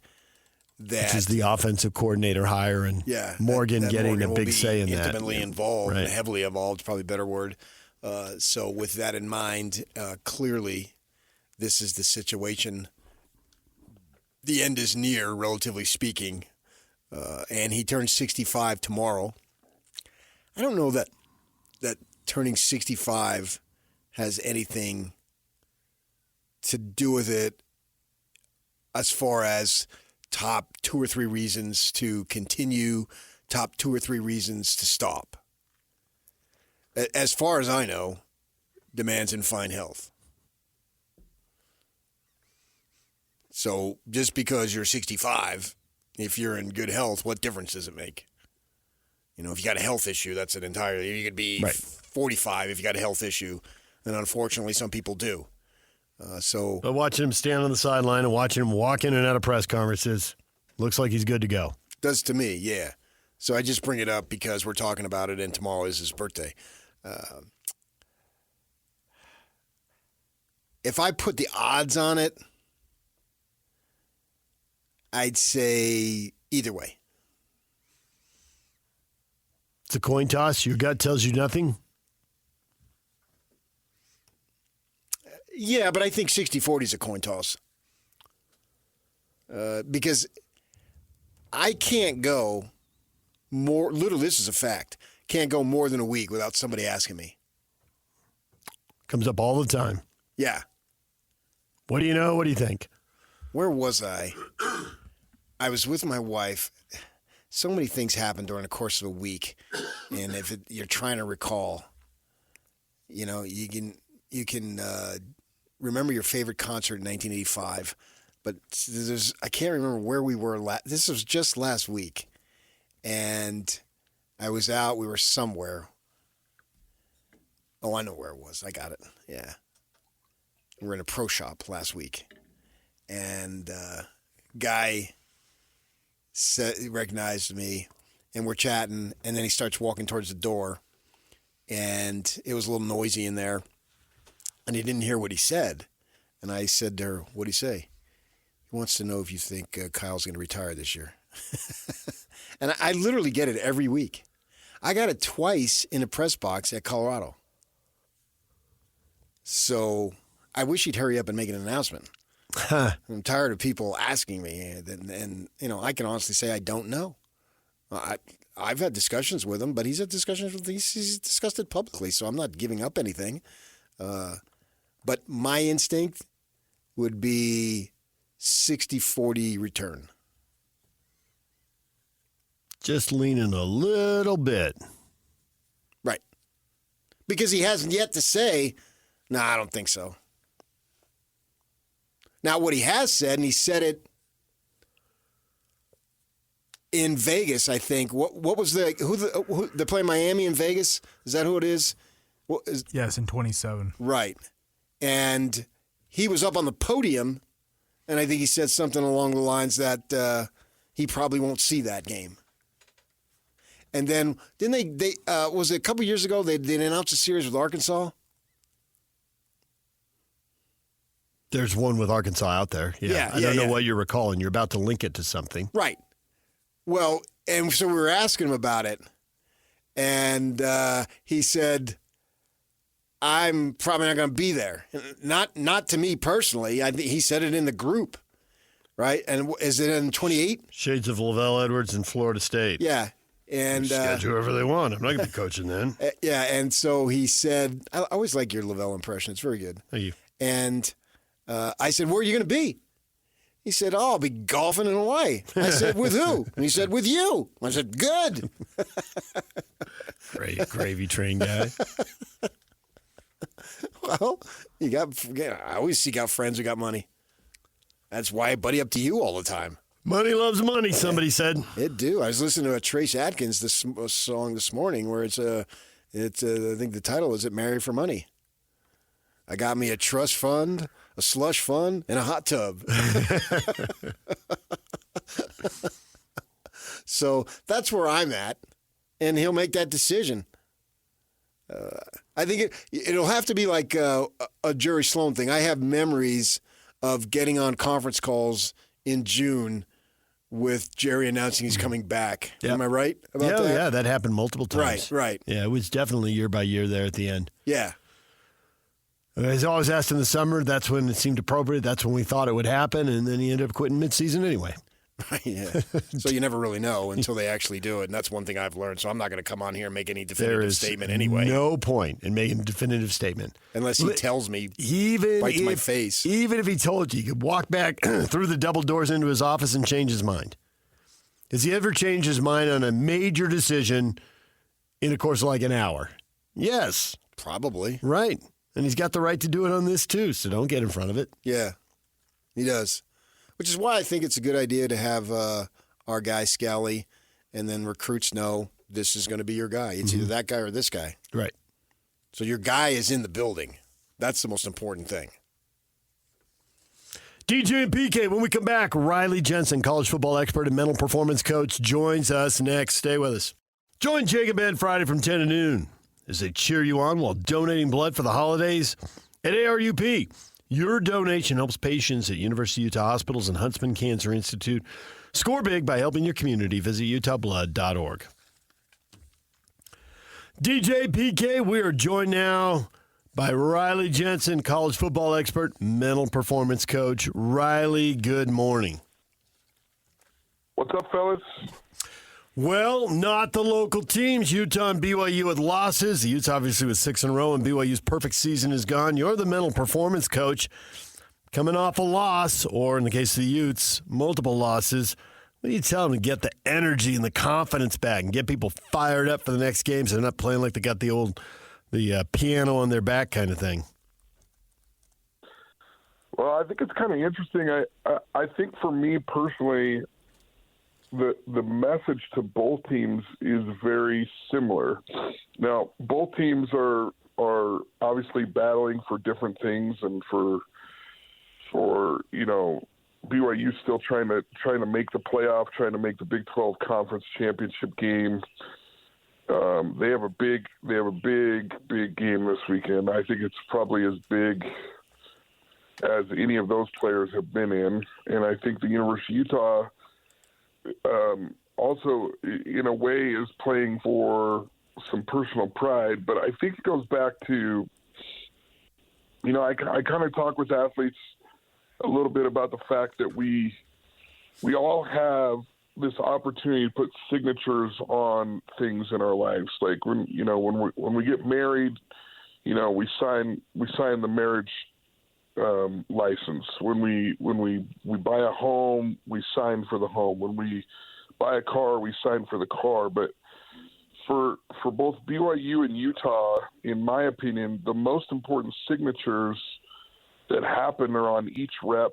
They're on the small details of everything that's going on, because it's the small details that win or lose games, and winning football games in the college landscape nowadays is not easy. That's why when people are critical of the offense for BYU or critical of the special teams play that happened last weekend, how quickly do we forget that they were picked, near the bottom of the Big 12, that they were picked to not even go to a bowl game, and now they're sitting at 9-1 with an opportunity to play in the Big 12 championship.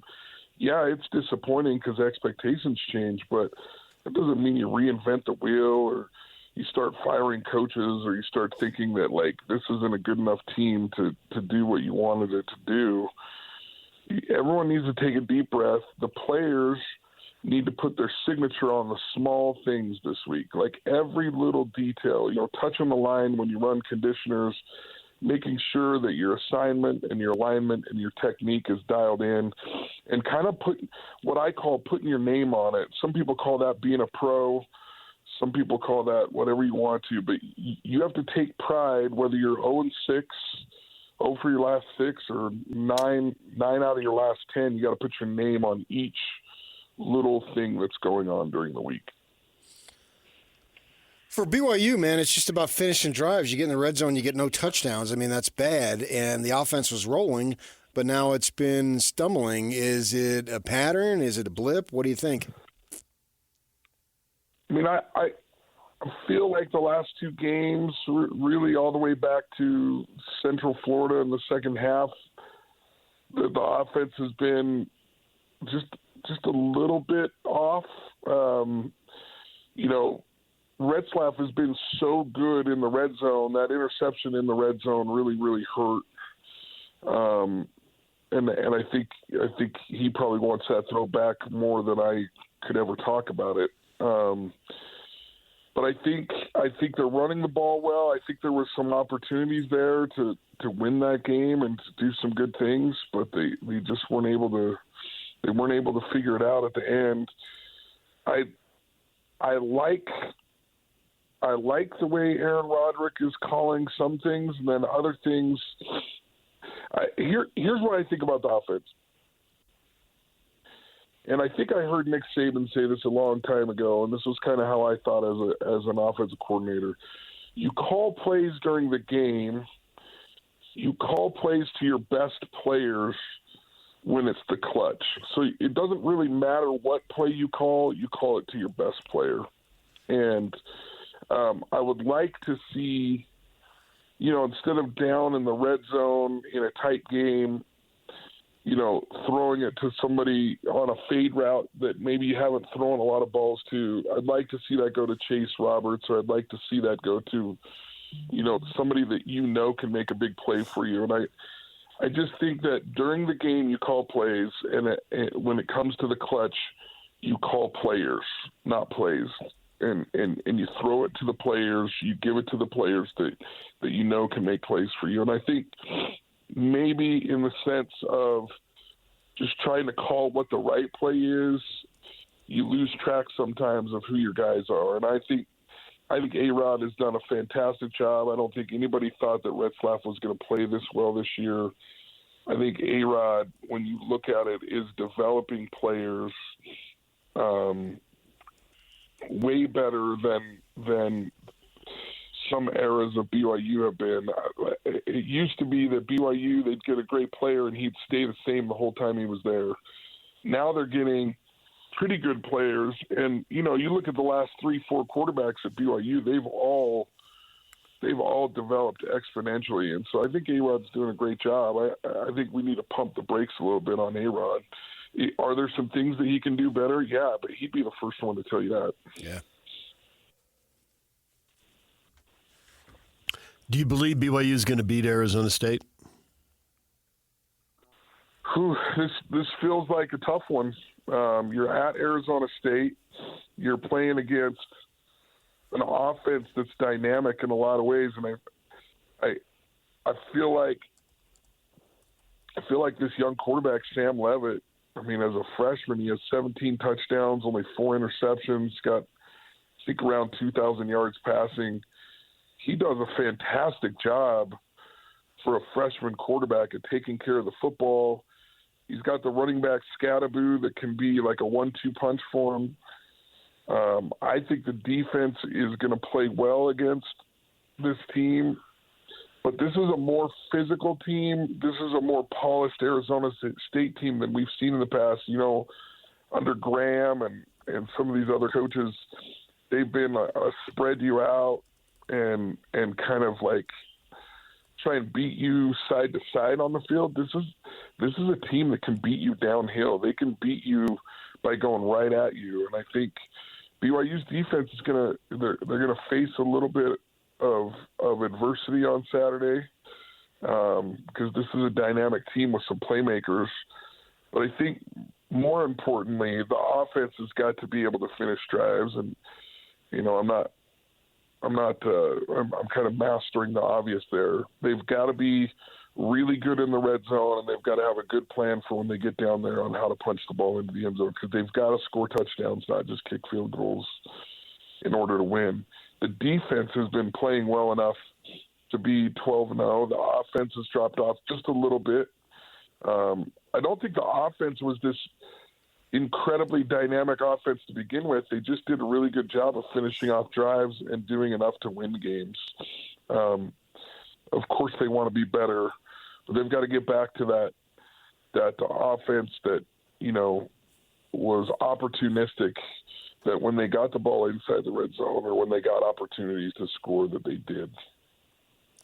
I'm interested on your comments about, right plays and right situations, and obviously that pass at the end of the first half sucked. There's no other way around it. But explore that. You'd been moving the ball on the ground, and it's easy to say because it didn't work, but what do you think would have been better? Well, and this is just my personal opinion on offense, I hate the fade route. I think it's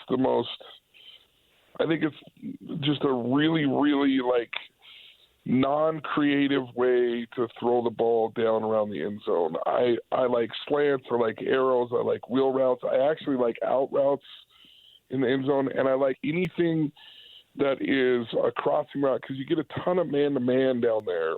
And if you really look at the NFL statistics and if you look at college statistics, the fade route is a really low percentage play. Unless you have Randy Moss, and everybody loves talking about getting Moss, and everybody loves that. But unless you have Randy Moss, there's very few people that can do that. There's very few. And so to me, I like the dynamics of all kinds of crossing routes, of what we call whip routes, where guys are coming in and out, and there's kind of guys wrapping behind them in the defense. And so I think if you're going to throw the ball, that's my least favorite play. And personally, after watching Retzlaff throw the fade, and I know it doesn't count on major statistics, but when they tried to go for 2, he threw a terrible fade route. And I thought the one in the Kansas game was kind of the same. And I don't know if it's the way he throws the ball or what, but I just don't have a lot of confidence in him throwing a fade route either. So I'm not even blaming the receivers. But even if he could throw the ball really well, it's a low percentage pass. So to me, I'd like to see him be a little bit more dynamic and a little bit more creative on how they throw the ball in the red zone instead of just trying to throw fades up in the last 2 games. I think there's a million ways to attack a defense in the red zone, especially when teams give you a lot of man-to-man or what we call the picket fence. Like you'll see when you get in the red zone, like 5 defenders just kind of standing on the goal line playing a zone defense. And there's all kinds of creative ways to attack those defenses and not just with a fade. So to me, I think you find out what your favorite plays are to throw to Lassiter, to throw to Chase, and maybe whoever your favorite tight end is, and you have those in your playbook and ready to go at any time so that you can call them out of any formation and whenever you want. Now, I do think that I've seen A-Rod do that in the past, so I think in some ways you just get back to the basics as an offensive coordinator too. Like what are my favorite 3 plays in the red zone? And one of the things that happens to you as an offensive coordinator is you overanalyze what they're going to do, and you forget that they still have to stop what you have, right? And I think that's what A-Rod's got to be back to. If you've ever had a meeting with A-Rod or you've been around him, he's super analytical. He's very, very smart. But that can work against you as an offensive coordinator if you get thinking, oh yeah, but they've seen this formation and they've seen this on film, so I've got to run something different. Sometimes you don't need to. Sometimes it's about Jimmys and Joes, not X's and O's. Get it to your best player. Yeah, or, and then when you go celebrate, get a sandwich at Jimmy John's. Jeez, get out of here. Get out of here. I was being serious. Come on. I like it. That's not who I am. Okay, fine. You're right. Why would I expect you to change? I mean, that's like Jackie expecting you to change. What the heck? I thought we saw some progress out of Isaac Wilson in the second half, particularly in the third quarter. I want this kid to succeed so bad. I'm looking for bright spots, and I thought we had something there. I know you're a big Corner Canyon fan. You've been a big booster for a long time now. I have. NIL. I'm like right at the top there. I know, and you've been a Coral Canyon fan since the beginning. Corner, buddy, corner. You like Coral Canyon too. Sorry. I meant I was confused on whether we were talking about golf or football, but yeah. No, I did. I was actually really pleased that I saw some flashes of what I think Isaac Wilson can be. I really feel like since the University of Houston game, that he had lost a lot of confidence, and I felt that way on some throws in the first half at Colorado, and then towards the end of the second quarter and into the third quarter, I really started seeing some flashes of what he can become and what he can do. Is it enough yet? Probably not. Is he the best option, and is this an awesome opportunity for him? Yes. And I think at the end of the season, it'll be one of those things where it sounds like Whittingham and Morgan Scalley are going to pick an offensive coordinator, and he's going to have to win the job again regardless of how good he plays, because when a new offensive coordinator comes in, they're always going to be like, okay, it's anybody's game. It's all open. It's wide open. Which can also be good for Isaac, too, because you've got to have that growth mindset of continuous improvement and continually getting better and doing what you need to do to win.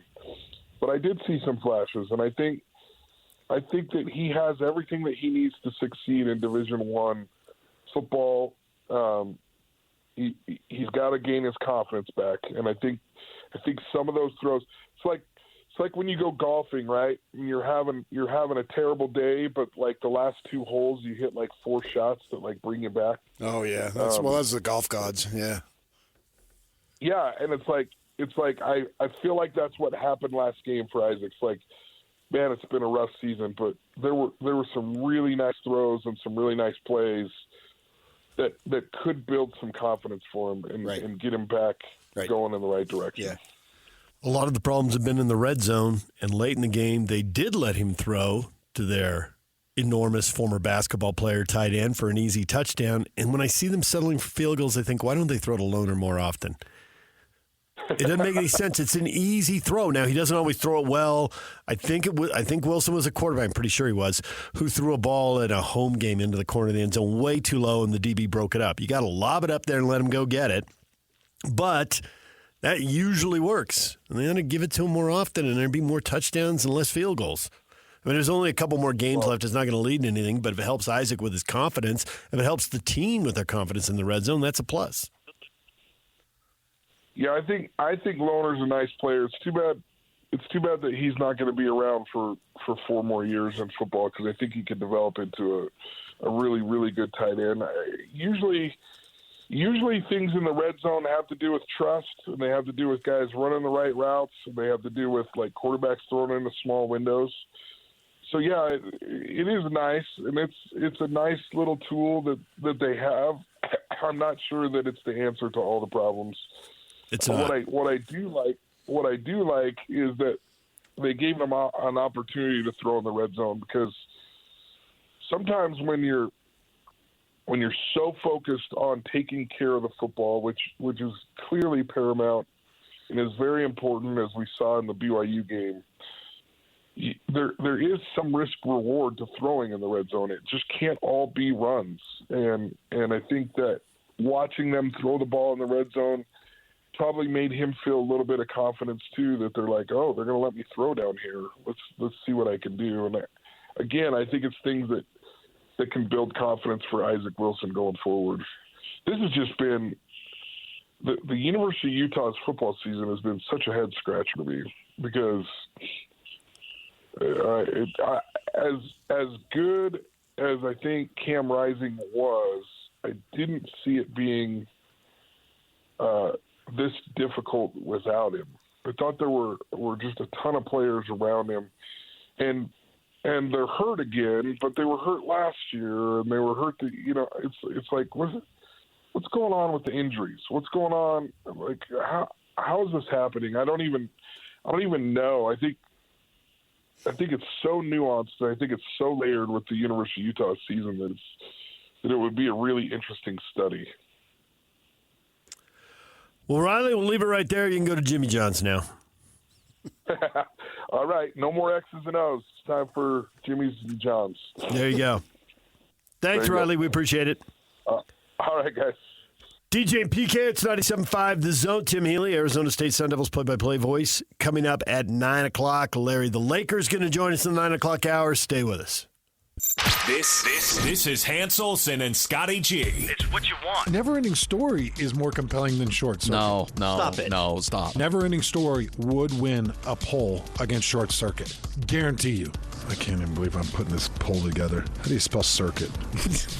By the way, I almost hope... Do what you feel is right, listener. I almost hope Never-ending Story wins, because if Short Circuit wins, we're going to lose you for the rest of the show.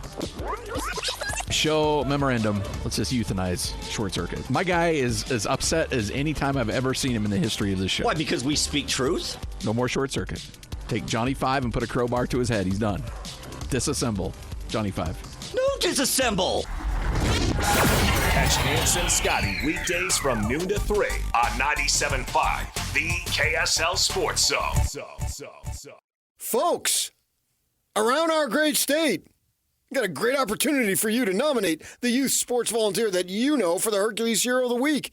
You can submit your nominations at kslsports.com/contest and listen every Thursday afternoon to who? The good guys, JJ and Alex, for the winner. Help us celebrate the efforts of those volunteers making an impact with a Hercules Hero of the Week, sponsored by Hercules First Federal Credit Union and Beehive Meals.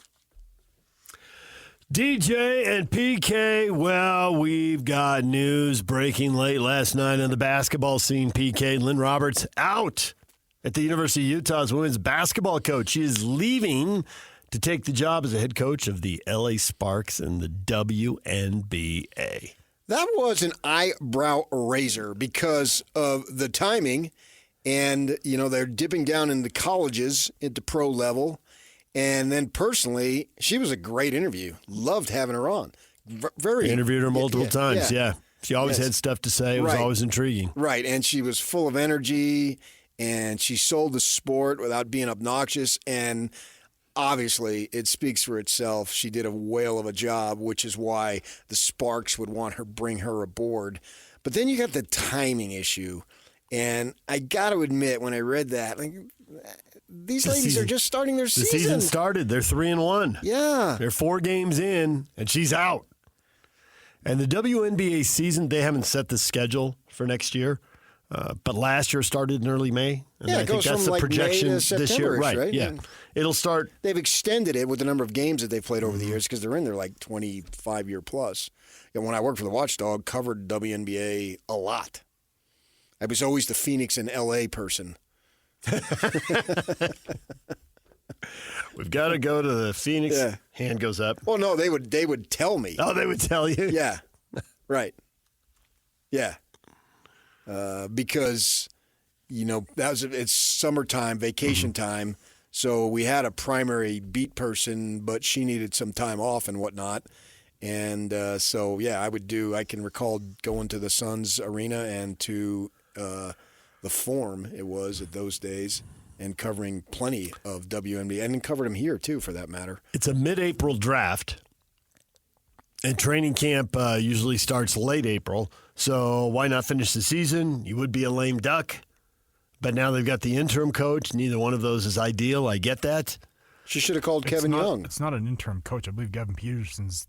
It's going to be permanently? They announced him as the head coach. His head coach, not interim. There's no interim. No interim. To an extent, everyone's interim. Sure. I mean, if he doesn't win, you got to win. And he's got a lot of experience. That's not really the issue. The issue is, what about all in or in the way?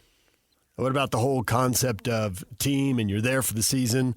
Although I think we are about 3 weeks away maybe from seeing the college football players bolt on teams during the college football playoff.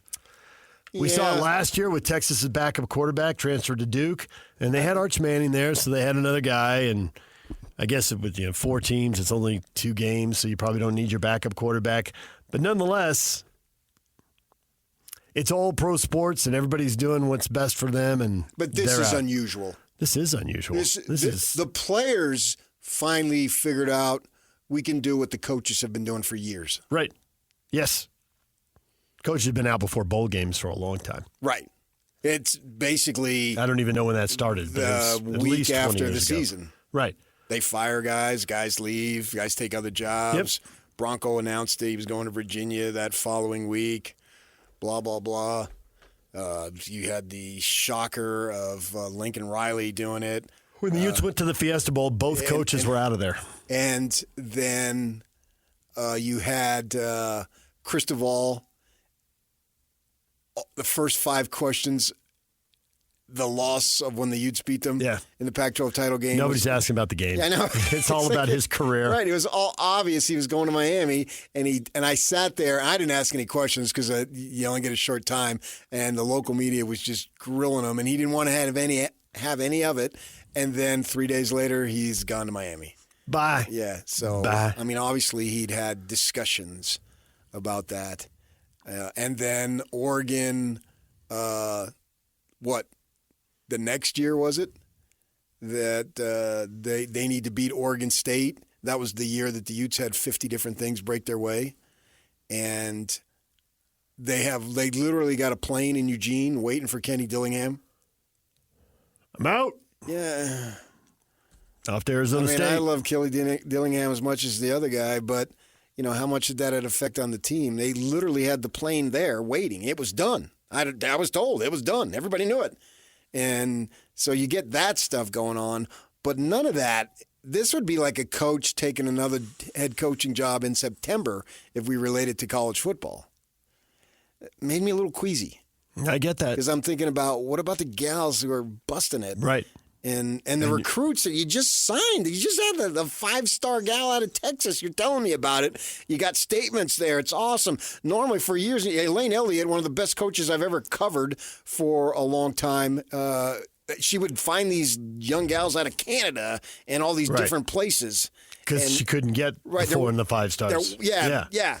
And now they can. I mean, conference realignment, everything's changed. Yeah, and that's great. And then a week or two later, gone. The coach is gone. Gone. It's like you're right, but it's like I'm beyond the point now where I'm But I haven't shocked. seen this. I get it, and yet. And I don't know how the I'll give you a WNBA surprise. seasons work to why she couldn't wait until March.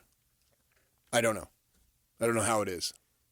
Because she has to go and do the scouting leading up to the draft. I mean, I've been trying to figure it out.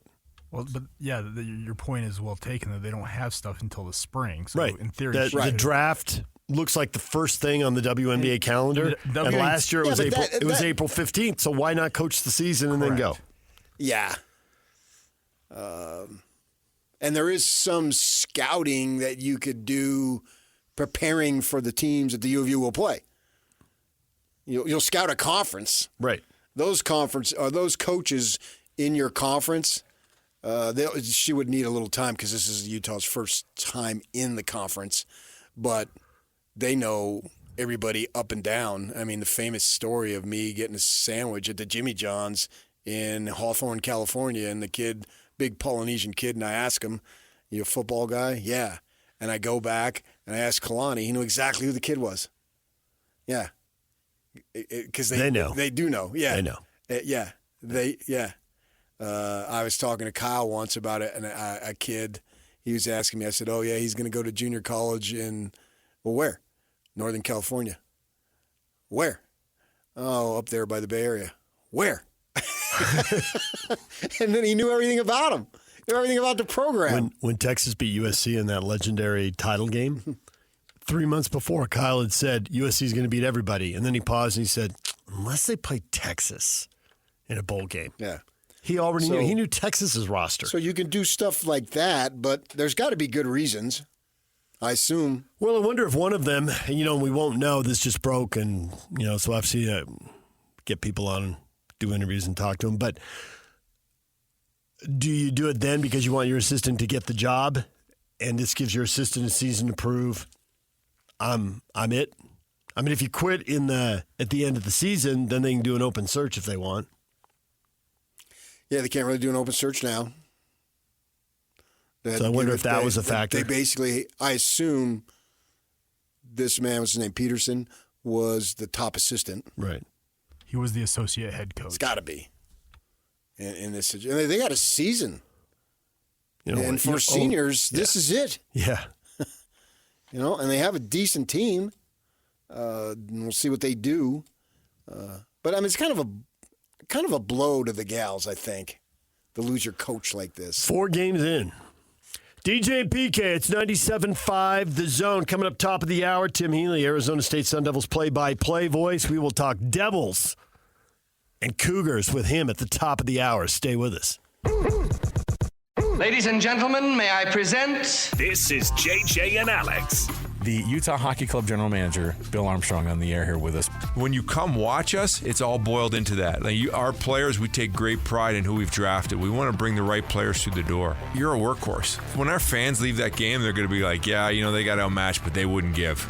They wouldn't give. They fought. They blocked shots with their face. They're bleeding after the game. They left it on the ice. They bled a little bit in Utah. They got a little Utah fight in them, and that's what we want our fans to walk out the door. And that's not going to happen every game, but it's going to happen the majority of games, and we want our guys to bleed. There's a spirit that we play with that we breed inside our players. And listen, we do background checks. We do, you name it. We go back to their 5th grade teacher and find out what they're like. We want the right people. That's a big part for us. Catch JJ and Alex afternoons from 3 to 6. Presented by G2G Bars on 97.5 The KSL Sports Zone. The Hercules Salt Lake County High School Player of the Week is celebrating the best high school football player in Salt Lake County. This week, Bronson Evans and Kai Meza from Corner Canyon are the co-winners. Evans throwing for 219 yards and 4 scores.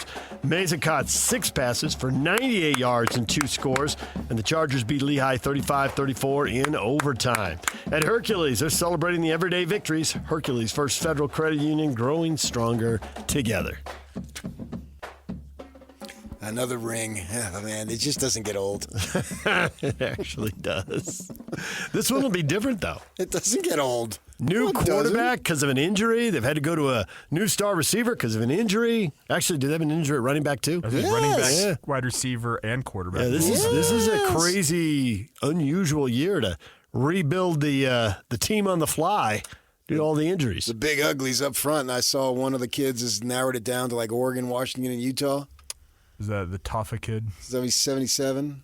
I think his number is something like that. Yeah. So, well, wish them nothing but the best. Thursday, tomorrow, championship triple-header, Rice Eccles Stadium. You can go up there and watch football for 9 hours. Did you listen to Tonavasa there, man? That guy's a future leader. Go back to the why. Why'd you start playing? Yeah. Why do you keep playing? Why do you go through all of this? He gets it. Because you love football. Talk to him a few times, and then when he sees you, he'll give you a fist bump. He knows how to play it. He'll be the future leader on the defensive line. I think he's only a sophomore. He had a mission, came home, played last year, and now this year as they reload. And these are 2 big games for them. Win both these games, and then you get a little bit of the taste away, because right now it is just bitter and awful and all that stuff.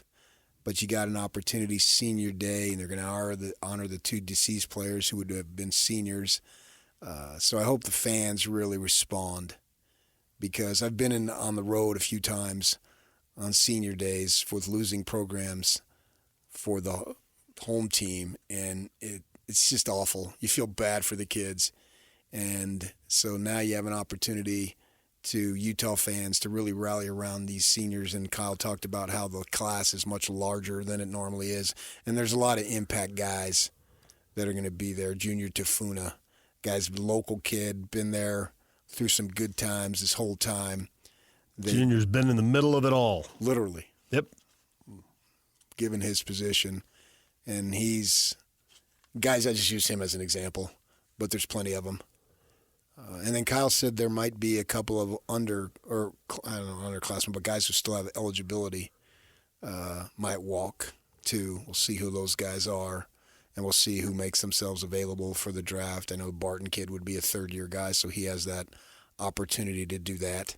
Karene Reid, who we have on every week, was represented your university well. I want the fans to be there and be there en masse, making a lot of noise. DJ and PK, when we come back, Tim Healey, Arizona State Sun Devils play-by-play voice. We will look ahead to the massive game with the Sun Devils and the Cougars next. Stay with us. DJ and PK, it's 97.5 The Zone. We're joined now by Tim Healey, Arizona State Sun Devils play-by-play voice. Tim, good morning.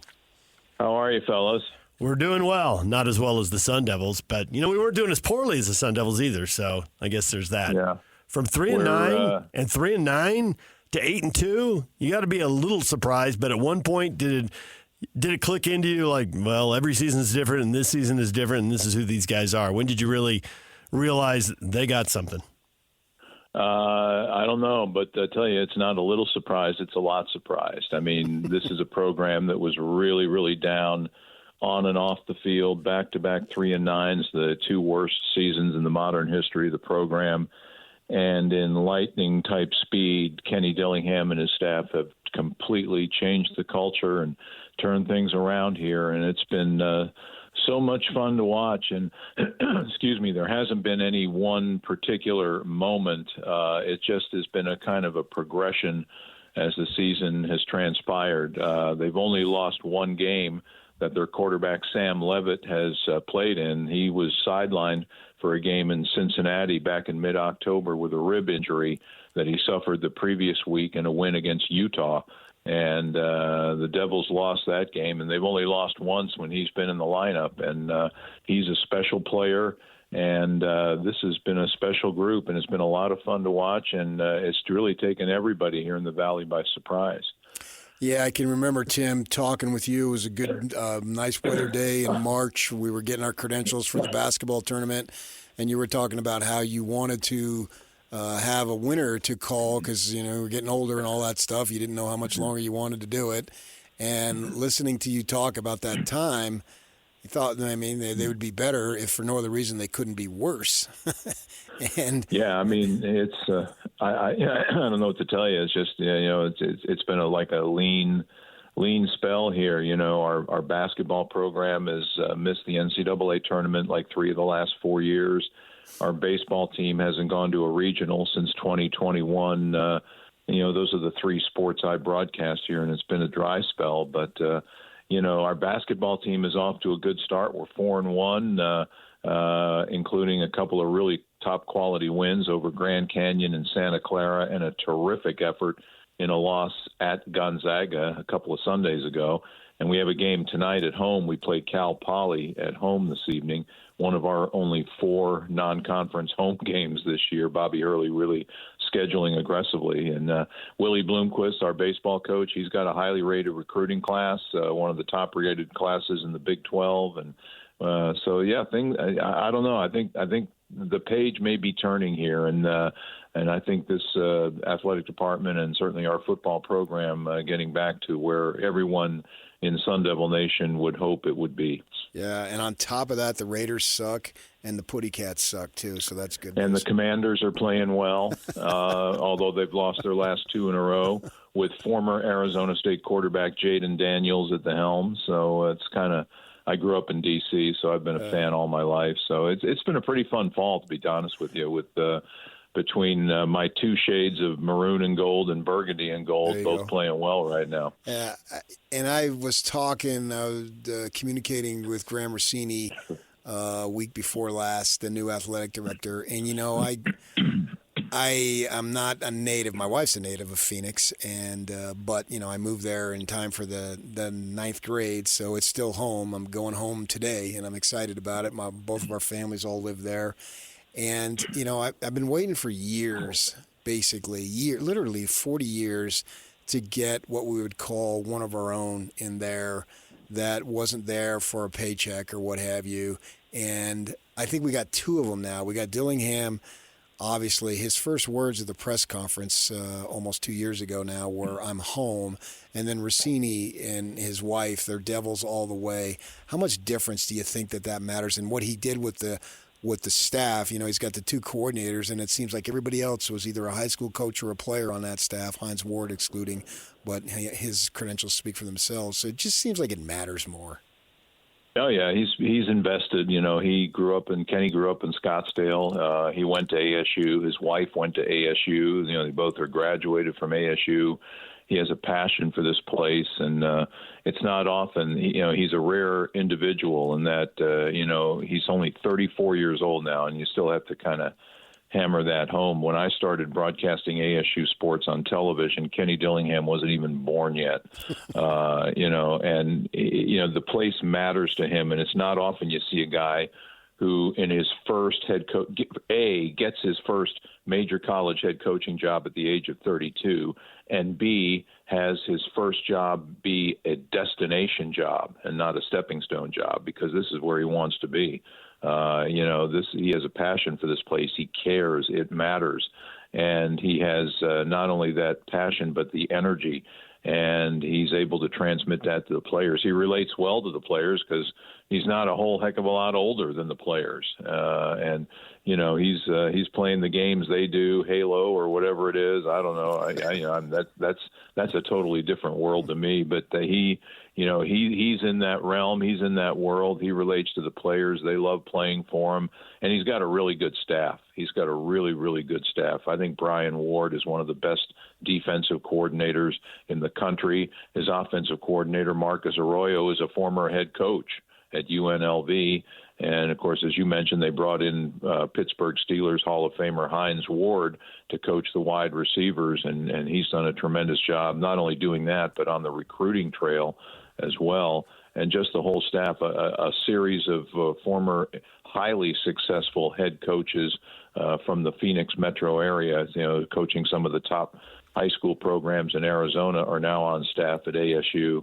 And, it's a team effort. This entire staff has helped change the culture and get this team to where it is today, on the verge of playing. Saturday's game will be the biggest game here in over at least a decade and maybe more.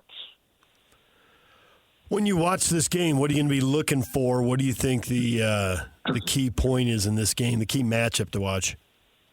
Oh, that's hard to say. I think part of it is just going to be, from an emotional standpoint, being able to manage the emotions of such a huge game.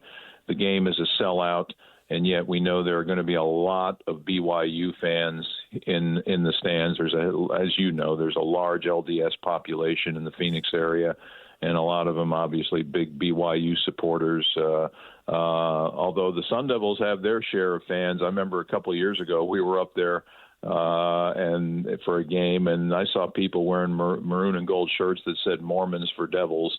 So it's going to be, as Kenny phrased it, it's going to be lit on Saturday. Just a great atmosphere, and how the teams manage the emotions. I think in a lot of ways these are really similar teams. You got two teams that have gotten really good quarterback play, from Jake Retzlaff, and certainly Sam Levitt has just been phenomenal for Arizona State. Both teams are efficient running the football.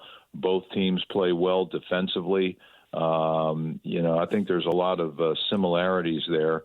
And another factor another similarity they both have, and this is a common trait, I think, in teams that have storybook type seasons like both are having, is that they have outstanding turnover ratios. In fact, they're both tied at +9 on the turnover scale, and that's among the tops in the nation, and obviously in the Big 12 as well. But this is they manage to take the ball away. They minimize their own mistakes. And so I think a lot of it just could come down to who handles the pressure and the atmosphere and the moment better, in terms of not getting emotions carried away. That stupid 15-yard penalty that might be very untimely and costly. That's something that I'll be keeping an eye on, because, as I said, our players, I think are really appreciative of the fact that, last year they were 3-9, and about this time of year it probably wasn't a heck of a lot of fun to go to practice every day. In fact, the last couple of games of the season, we didn't even have a quarterback taking snaps. Cam Scadaboo and a former tight end, Jalen Conyers, who's now at Texas Tech, were taking shotgun snaps in our rivalry game against Arizona.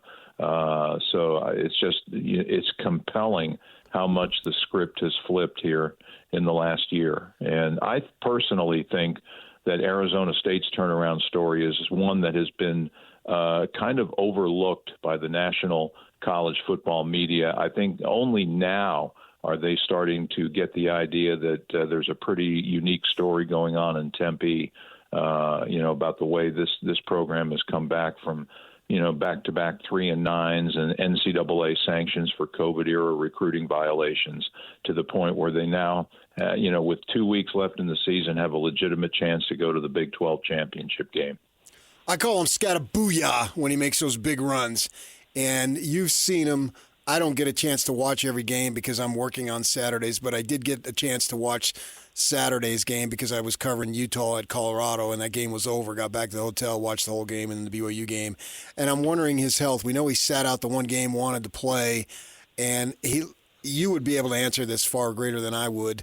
It looked like he wasn't 100%. He would come out a few times and get like in a crouch stance and all. I'm wondering how the shoulder is. Can he still do what he does to the level that he did it, as Utah fans can attest to? Well, yeah, that's all. Only Scat can answer how he truly feels, but he's so competitive. He wants to play. In fact, the game he missed against UCF here 2 weeks ago, he actually was on the sideline in like warm-ups. He had like a warm-up suit and his game jersey on over his hoodie. And he actually, in the third quarter, I think it was, tried to talk Kenny Dillingham into putting him in, letting him go back into the locker room, dress out, and come in and play. And Kenny said, no, you're not going to do that today. We're going to take care of your health. But he's a tough guy. He runs I always say he runs with an offensive lineman's mentality or even a middle linebacker's mentality, because he runs with a desire to inflict as much punishment as he absorbs himself. And that's how he got hurt in his final play of a great game at Oklahoma State when he went over 100 yards rushing and receiving. He had a long run that got the ball down into plus territory and just kind of lowered his shoulder into a Oklahoma State defender. And I think that's where he actually got hurt. He had a similar play at Cincinnati in mid-October when he scored on a touchdown run. He scored both their touchdowns, if I'm not mistaken, that game, and just unloaded on a Cincinnati defender going to the pylon in the far corner of the end zone, and the defender went down, and Cam walked away from that. But he was in a green jersey at practice yesterday, but I would expect he will play, and he's the heart and soul of this football team. He and Sam Levitt, and I would be stunned if he didn't play. Tim, we appreciate a few minutes. Thanks for coming on and talking Devils and Cougars with us this morning. My pleasure. Take care, guys. Tim Healey, play-by-play voice for the Arizona State Sun Devils. Scottabooya will play, but how effective? I thought he was limited to what he normally can do. And he's obviously an extremely important weapon. I think the quarterback, I'm going to go with what Kyle, the quarterback is the most important position on the field. And but then after that, what that kid has been able to do is something that's been special this year. He's already missed one game and has long since been over 1,000 yards. But he needs the ability to inflict. And if he can inflict to the level that he had been doing, then that's going to impact the offense. No excuses. It doesn't matter. The game will be won and lost by one team and the other, and whether you're injured or not. And the old Whittingham line, nobody cares. But I just wonder how effective he will be able to be, because he didn't look like himself. I've seen 3 full games for ASU, the Texas State because it was a Thursday, and obviously the Utah, and then Saturday night. And of the 3 full that I saw, he didn't look quite as good. But he'll still be out there for sure. 1,000-yard back, he means a lot to that team, to be sure. Yeah, and I'm thinking this is probably the best defense that they're going to face all season. Yeah. Statistically, I don't know that you can really argue that. I'm trying to look through. You mentioned Jordan Tyson, who, if you watched that game, had a couple of touchdown catches, and one of them I thought at the back of the end zone. That was a big-time catch. Yeah. That ball was coming in with some heat. It was not off target, but it wasn't an easy catch. And he had to get his feet down and did it all at the same time. Just boom, boom. Yeah, it was a great catch, and he's emerging as a big-time receiver. He was at Colorado that 1-11 when he had an injury. He's just a redshirt sophomore, and he might end up a 1,000-yard receiver. He's not there yet, but he could get there. We'll see. Going forward, Dillingham's already spoken how we've got to keep these guys, because if you had good teams, other teams are going to come raid you and throw money at them. And so he's worried about that.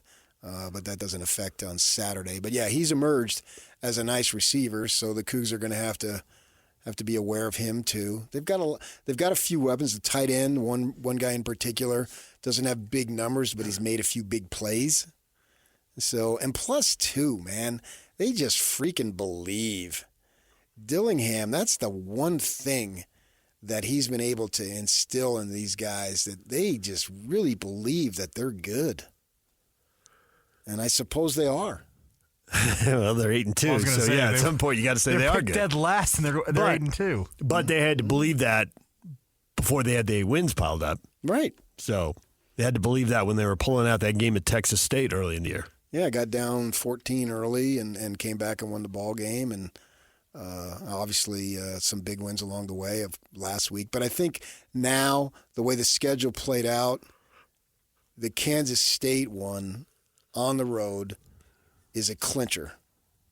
That now, if there were any doubt, now there's a no doubt. And I wonder what BYU's mindset is, because they're coming in off a loss. And this is this is going to be, if they get this one, to date, their best win of the season, I think you could argue. Tops SMU? Because of the conference games. It's conference and it's later in the season and the pressure and the stakes. Well, and you win this one, you're all but into that. Yeah. And sold out. I mean, I was at the SMU game. That was not even close to sold out. And that SMU win, we didn't know how big it was. Now we do. But we have no doubt Saturday, if you win this ball game, this is a huge win. You know it the second the clock hits zero. 0 against Kansas. Yeah, and you weren't really sure how big the SMU one was. Not to take away from it, because no, they deserve it. They won the ball game, no doubt about it. But SMU, they had the coach on last night, and they're talking about how, you change quarterbacks. So it's almost like they're downgrading BYU because at that point they hadn't switched to Jennings full time. Well, that's on the friggin' coaches. That's got nothing to do with BYU. I'm going to knock BYU because – and I'm watching – we were all watching that game. I was there. I think, well, this is the kid that should be playing. He's better than the other guy. So that was a no-brainer. They should have figured it out early. They should have figured it out during the game or figured it out the week before or something. So just listening to them talk, and maybe because I'm local, and I just got the impression, that's a downgrade for BYU. They hadn't settled on their quarterback yet. Well, there's got to be a reason the committee has SMU in front of BYU. We know they know that BYU beat SMU. Yeah, they're jerks. That's the flat-out reason. They are jerks. I better not see any of them in an alley. That's all I'm saying. Don't give me that look. I better not see you in an alley. You better get out of here at 10:01. You better be out that door, in that car, in the back seat with the guy driving you back to the palace. Nice. Jeeves, home. DJ PK, it's 97.5 The Zone. It's a Win Tickets Wednesday. Who wants tickets? We got tickets to the Goo Goo Dolls with Dashboard Confessional. Summer Anthem Tour at the Utah First Credit Union Amphitheater, August 26th. Caller 12 right now, 801-575-ZONE, 801-575-ZONE. Caller 12 will send you to the concert. Everything you missed in this show, next. This is Jake Scott and Ben Anderson. There's problem solvers. I'm not one of them. I'm a problem creator. Well, yeah. Yeah, right. I call it challenging groupthink, but really I'm an instigator. See, I'm more of a problem pointer-outer. Doing it wrong. Exactly. Which I'd probably rather be than a problem creator. Sure, it's better. But easier than problem solver. Neither help. No, nothing. Neither fix anything. No. I mean, my living is to pop on the microphone and say, hey, that team really stunk out there. Well, how did they make it better? I don't know. Not my problem. Don't you get paid to figure that out? Boy, that team stinks. Why do they stink? Well, I could give you a number of different reasons. How do you fix it? Yeah, it doesn't matter.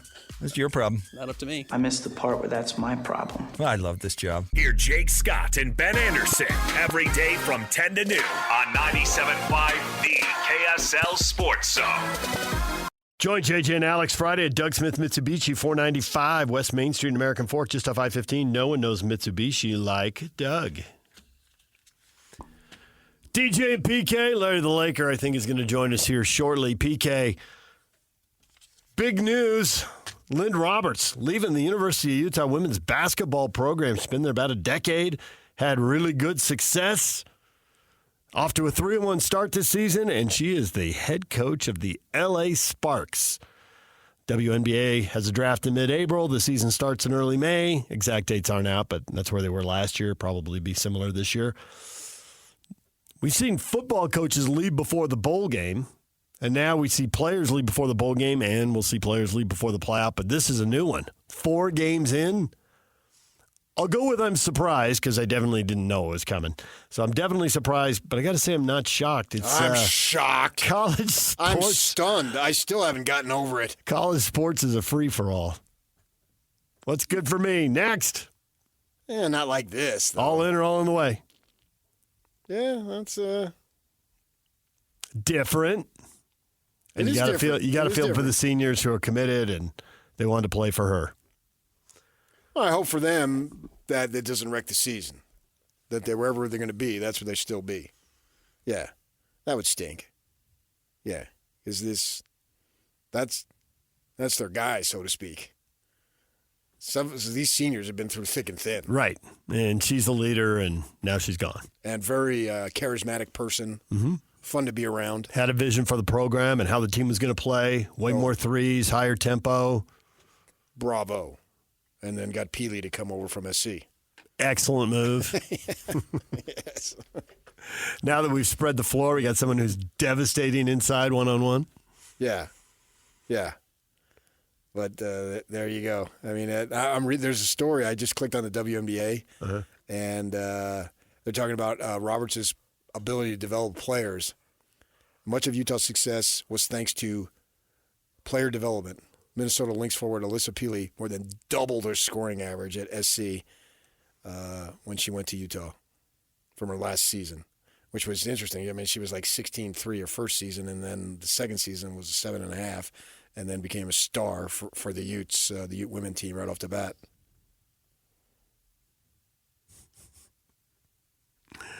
Joining us now, a guy who probably had who's probably right in the middle of this decision, probably made it happen. Larry the Laker. Larry? What's up, boys? This is L.A. ripping off our basketball coach 4 games into the college season. You guys got the Sparks, man. She's going to go coach the Sparks. How about that? What I am unaware of what you were speaking of. But, Your WNBA team that plays in the building you were in last night watching the Lakers and the Jazz just hired away the University of Utah women's basketball coach 4 games into the college season. And they'd had multiple NCAA trips. There were high hopes for them. They got a lot, not everyone, but they got a lot of key players back. And the coach is gone to Los Angeles. And you are Larry the Laker, so you have to wear all things L.A. Yeah, you get the World Series, but you got to wear this too. This is your fault. Again, good for her. I'm sure she got a boatload of money. And isn't that what it's really all about? I mean, come on. Well, it's just a new day in basketball in Los Angeles. Lynn Roberts with the Sparks, Redick with the Lakers. There you go, man. I won't even get on my WNBA rant, but I mean, it's like, last year was the greatest year ever for them, and what a year for women's, and they lost $50 million as a league. I mean, good for them. It's a fun little game, but I'll tell you the one thing that is more true than any other thing in sports. What? Until grown women, start to support and attend women's sporting events, period, they will not be financially viable, because men just really aren't that interested in the product. And, if women are so empowered and all this stuff, then they've got to start to watch. The Sparks, I have no idea what their record was last year or who they, whatever, except for Caitlin Clark. I have no idea who any of them are. So, but hey, you know who I do know who is? Dalton Connect. Dalton Connect, yeah. Oh, man. Did you know he was getting the next shot? Because Jazz coach Will Hardy said after the game, everybody in the building knew except for a few people, and those few people were wearing Jazz uniforms. Funny line. Well, a little disturbing, but funny. I thought it was very funny. I just saw that clip like a half an hour ago. Very funny. What was funny at the game, watching that, was the person who I was sitting with kept saying the Jazz have got to get out of this zone. As long as they're playing the zone, he's going to torch them. But they hung with that zone a long time. And for years, and I mean decades, really, the Lakers have been trying, whether it be trades or drafting, they've been trying to find a pure dead-eye shooter. And it's been kind of a joke around here. Whenever they would trade for a guy who was a great shooter, he would come to the Lakers. He'd forget how to shoot. It's just been that thing. But this kid, I mean, and his release is so quick. He kind of holds the ball up high anyway, but that thing touches his hands, and the next thing it's gone. And like last night, it's usually in the bottom of the net too. So that was very impressive. Very impressive. Yeah, I would have thought that Bronny would have been the best rookie the Lakers had. Yeah, Bronny. Hey, you know what I'm fascinated about? That people all over basketball are kind of obsessed with Bronny. And honestly, here with the Lakers, nobody cares. I mean, it was a publicity move. It was cute for a gamer, but wasn't he? I believe he was the second to last pick in the NBA draft. Historically, that pick has like a 1 in 100 chance of playing in the NBA. It's very rare anyway. So they took a flyer on a kid. The good thing is their G League team. Take a flyer. Well, their G League team, who plays down the street from me, is selling out their G League games because people want to see Bronny. So, hey, whatever. But, he'll never be a factor. That was just a favor. I'm to go deeper, I'm very much against the way LeBron, in many ways, has hijacked the franchise. We could do a whole, show on that. But this thing, nobody cares, And the Dodgers won the World Series. By the way, are you aware of that? The Dodgers won the World Series. Yeah, we heard. Congrats. Now they're going to go buy Juan Soto. Yeah, you spend $1 billion. You're going to spend another $1 billion. Whatever. And this other Japanese guy who's right there with Yamamoto, he's coming out. Right. They're going to buy him, too. Well, the thing, I did not know this because I'm not an expert on Major League Baseball salary structure. But this kid, what's his name, Roki Sasaki or the other pitcher? Yeah. Apparently, when they post a team in Japan, his team posted and makes him available. Yeah. There's like a 6-year basic cap on his salary. Right. He can only make he would actually be I guess after 4 years, he would be eligible for arbitration, so he'd get a good bump there. But that's basically what happened with Ohtani and his 6 years at the Angels, So in that respect, he's almost like a no-brainer if he wants to come because he won't cost them very much. Sure, why not? Maybe they could use him in long relief. The way they hurt pitchers, they may have to. It's like kind of a little discussed fact that, everybody talks about all the Dodgers. What is it? 6 guys have had TJ in the last 2 years. Yes. But why is that? Why is one team and one organization having their young pitchers bite the dust at a record pace? Why is that? And, well, the one theory I hear is kind of like double fold. The Dodgers, as you know if you watch baseball, are very cognizant of pitch count and not letting guys go deep into games and everything. So on one hand, you're taking young pitchers and not letting them pitch more than like 80 pitches or so. So they're not building up a hardcore strength in their arms. But then on the other hand, the major thing the Dodgers stress with their pitchers is increasing velocity. So you're asking them not to build up strength-wise too much, but they want you to throw harder. And, who knows? It could just be an amazing coincidence. But like I said, 6 young pitchers, like in Walker Buehler's case, his second TJ surgery. Yeah. And Dustin May's been hurt every year. Yeah. We just run that last year. They brought up this kid, River Ryan. Yeah. He had one great start. Next start, boom, gone. TJ, he'll be gone next year too. Gavin Stone, gone next year too. So it's bizarre.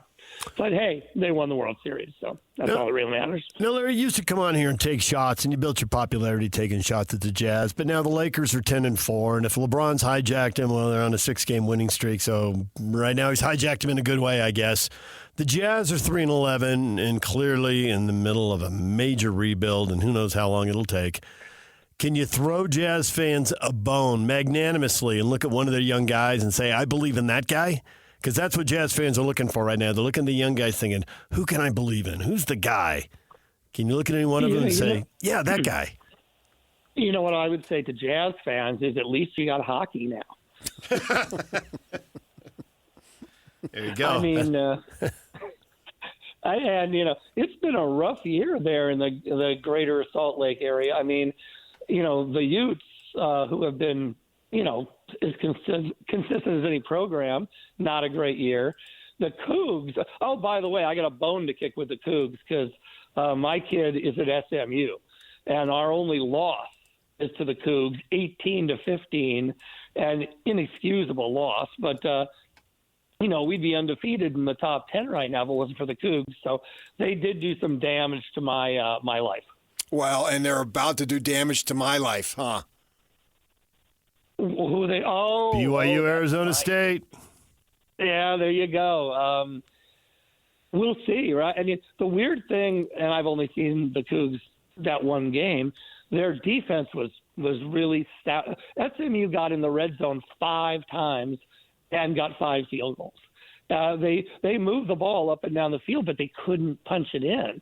And, we'll see if that D – I mean, their D has been good all year, though. So ASU's got their hands full. But, hey, ASU is one of the top moving schools, according to, Joel Klatt and those guys. So we'll see. Yeah, absolutely. It's a new day. It's a new. Have you ever been to ASU, Larry? I have been. It's a beautiful place. True story. Back in the college days, which was a long time ago. Whoa, really long. ASU was a great school, great facilities, and Tempe was a really fun town. Hadn't been there in probably 20 years, and a couple of years ago, a buddy of mine is a big UCLA guy. He has his own plane. He's one of those guys. So he flew a few of us there to the UCLA game. And I hadn't been there. I was unbelievably blown away at how giant and sprawling and built up Tempe had become. Yes. There was a bar that my friends would go to way, way back in the day.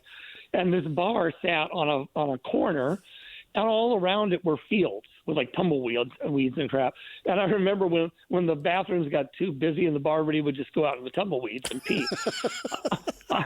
I got there and I had to find it again. It's still there, but there are huge business complexes and all around it. All those fields are completely gone and developed. It was wild. No handy tumbleweeds in sight, huh? Yeah. No handy tumbleweeds. What was the name of that place? I think I know what you're talking about. Minders, I believe. Is that what it was? Yeah. I may have gone there. Maybe I saw you there. Who knows? Well, there was another place. Hey, the place where I saw the famous "Do You Believe in Miracles" U.S. hockey game. There was a bar called the Library or Freddy's down the road. It depended what it had 2 names, but I'll always remember that because I was at that bar. And I didn't, the game was on, and all of a sudden people gathered around to watch the end of that Al Michaels call. So, Al Michaels, who went to ASU. Who went to ASU, that is correct. Second most famous broadcaster behind me.